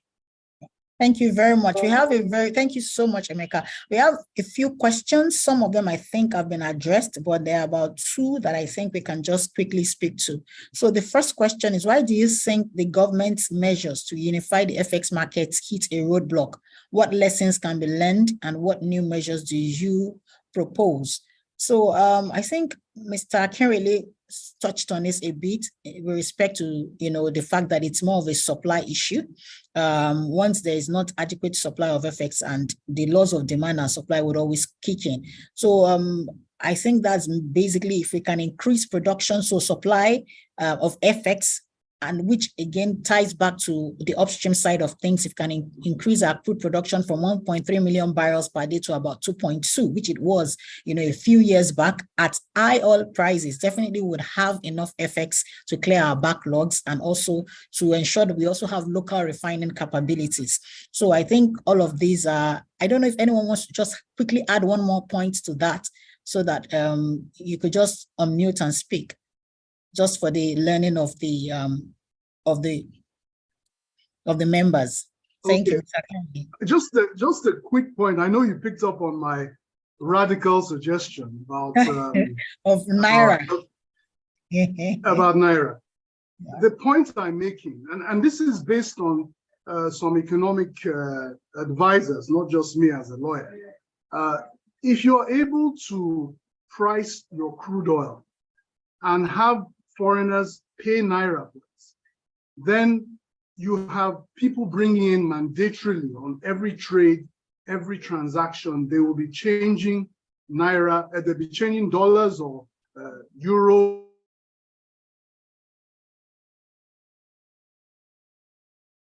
I don't know, am I the only one? I think we lost Mr. Akinrele. Can anyone hear him? Or whatever they're bringing in into the CBN, and that will be a huge influx of money. So I thought things that, security and the ability to stand and be confident, but it is an aspiration which I think will help. Thank you. Okay, thank you very much, Mr. Akinrele. And that point is well noted. We just need to ensure that the Naira is more tradable and it's internationally accepted, but it's a point that I think can be expatiated on. Thanks again for it. The other question I wanted us to look at is part of the recommendations in the report of the Presidential Tax and Fiscal Policy Committee in its report submitted yesterday is lifting the restrictions on eligibility of additional export items from accessing FX and use of FX proceeds. how do you think this can help petroleum product supply and pricing? So basically, in terms of, putting back the 43 items that were banned, not banned, the 43 items that were excluded from the official window, allowing them now to go to the official window. So how do we think that would affect, petroleum products? Honestly, right now, there's already a lot of pressure, even in the official market, as petroleum products go up about 40%, of our FX consumption. So those coming in would initially put a pressure, but the whole idea is to try and eliminate pressures in the black market. But it's back to the supply issue. If there is no supply in both markets, at the end of the day, wherever they are, it really doesn't matter. So it's to ensure that there's supply in the official market. Once there is supply, and we expect that prices will moderate, then again, two components of the prices of refined products or PMS, as we've been saying, is international prices, FX rates, and maybe taxes. So if we can stabilize the FX rates and try and ensure that our currency is more strengthened, automatically the prices of PMS will come down. So I think those are the levers that need to be pulled. But any thoughts maybe from Kalu, since you are our chief trader on the block, any thoughts on that question? No, I think you actually covered it. I was looking forward to answering the next question, actually. Thank you. Okay, please. Which is it, we have seen a proposal to outlaw, is that one? Is it the black market? No, the penultimate one. I mean, the person is asking, will it be accurate to say that the government is still subsidizing PMS? I think the answer to that is a categorical no. I can assure you there's no subsidy in the price. If I have access to FX at CBN rates, let's assume 718 naira per dollar today, any major player in the market can land oil and sell at 612 to 617 naira and still make a margin. So NNPC is not taking any subsidy from the government. There is no subsidy in the price. The only thing they have is that they have access to FX at CBN rates. So there is no subsidy in that price. Thank you. Thank you very much, Kalu. I think the point is access to FX. Once you have your FX right at the right price, then we can sell at market reflective prices. But I hear you, Kalu, but the question is accessibility. So what if the market that is available is a black market? So would you still say the 600 naira that is currently being sold is not subsidized? Well, the fact is, NNPC today is doing about 800 to 900,000 metric tons per month. Mm-hmm. And they obviously have access to enough dollars to buy that volume of oil. And we haven't seen scarcity in Nigeria in the last 3 months, which means that volume actually reflects what we need in Nigeria. So the FX for that volume already exists. The most we can do, if we actually want to take it to the next step, is split that available FX among several players to create competition and bring prices down. So the quantum of FX needed for the volume we are doing today already exists. It's just that one player has access to it, while others have access to the parallel markets. But them having access to that parallel market hasn't created scarcity, which means we actually don't need more than what we already have. So I think there is no subsidy. I just think we need to rejig the framework a little bit to ensure that more players have access to that existing volume and create competition. Thank you. And just to add to that, the issue of the parallel market, where if you remember when both Chukwemeka spoke about arbitrage and other comments. The moment you bring the parallel market component into it, the price cannot be the same because the risk at 1,200 to the dollar, 1,250 to the dollar is not sustainable to bring petroleum product and sell it at the same price at NNPC selling. So thanks, Okafo. So you are talking about fair and level playing field now, is what we are saying, because that access, that FX is what causes the distortion in the prices. So if I'm getting FX at 500 or 600 and someone else is getting at 1.2, at the end of the day, the prices can never be the same. So I think that conversation is understood. So at the end of it is about supplying and ensuring that the liberalization agenda actually works, which is the unification of the markets. So as long as you have a market that is different from the official market, that means we have not yet achieved that harmonization. But I guess we'll continue to do that, and arbitrage is still there. So we have 5 more minutes. The last question, I think someone has volunteered to take that amongst the panelists. I can read from Is that Emeka that wants to take the last question? Says Yes. we have seen, so let me quickly read it out. We have seen a proposal to outlaw black market. Black market emerged to address FX scarcity. Okay, so it's a follow-on in the official market. Do you think outlawing the black market really puts it out of operations or simply have them work on the ground? Do you think outlawing black market will enhance FX availability, or should we rather look to rejig the official distribution channel and rather make the black market expensive in order to run out of patronage and operations? So Emeka, in 2 minutes, your thoughts. And very interesting question. Thank you to the— Yes, I really don't even need up to 2 minutes. I think the first point to highlight is that the government didn't just say they're just going to outlaw the black market. First thing they said is that they will sort of expand the official foreign exchange market. And then by doing so, they will then incorporate BDCs and other, for example, Forex apps, retail FX dealers, etc. And then they will then outlaw transactions in the black market. So if you then incorporate, and I mentioned BDCs, Forex apps, retail FX dealers, you've pretty much brought mainstream a good component of what used to be the black market. And when you do so, what you've done is just for example, some countries where instead of trying to just outlaw drugs, certain drugs, they just legalize and control how you use it. So we want to bring them mainstream, and then you can then outlaw any other transaction outside this corridor. So it's sort of a carrot and stick approach. Get them mainstream, expand the accessibility and the market officially, and then every other transactions that is outside that space, you can then legitimately call it black markets and then outlaw it. So I think it's a good policy. Okay, thank you very much, Emeka. I'd like to use this opportunity to say a big thank you to all our panelists. It's been very educative, very informative, robust conversations. I think we've tried to address most of the questions. A few more questions are in, but apologies, we won't be able to take everything. And I'd also like to say a big thank you to the Oando group for the legal team for the seminar and for having me on as a moderator and all of the panelists. Thank you very much. And it was a very lovely session. So Jumoke, over to you. Thank you. You're muted, Jumoke. Thank you very much. I hope you can hear me. Yes, you are audible now. Okay, thank you. Fantastic. All right. So my name is Jumoke Fagbere, and on behalf of the Oando legal team, we want to say thank you very much to our keynote speaker, our speakers, our moderators, our panelists. We appreciate you taking your time out of your very busy schedules to run us through these engaging sessions today. We appreciate the way you all broke down electricity, you broke down the oil and gas market, the FX markets, these very key pillars of the Nigerian economy, and we really appreciate the work you put in. We know you are very busy people, and we appreciate everything you've done. And as I say, the reward for good work is more work, and we may come to you again for our next sessions as we continue this seminar next year. Would also like to say a big thank you to the internal teams for all your support. But we want to specifically mention the IT and the corporate comms teams who have basically been working in the background for a couple of weeks on this seminar and just, supporting us with the creatives and this platform and all that we've needed to do to put this together. So we want to say a very big thank you again to the IT and the CC teams. I want to specifically mention Sheyi and Femi for all their hard work. I know obviously your other team members also worked on this, but want to specifically thank Sheyi and Femi. Thank you very much.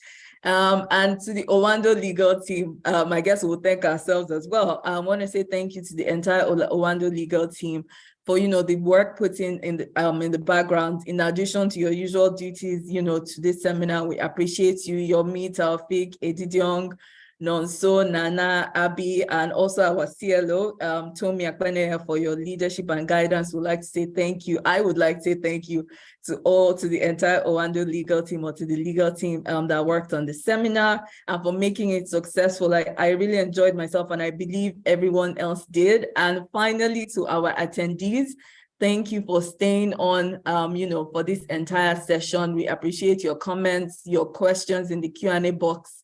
We saw, some of your chats and your comments, and we appreciate your engagement. We noted that some people asked for presentations, and that's been noted. And once we get sign off, we'll send it to those people that have asked for them. So we appreciate your time, and we just want to say thank you. Have a great day, and God bless, and we'll see you next year. So that'll be the end of the seminar. Thank you, everyone, and goodbye.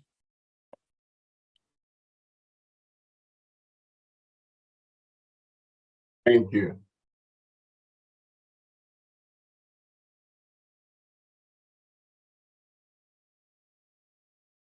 Thank you. Thank you.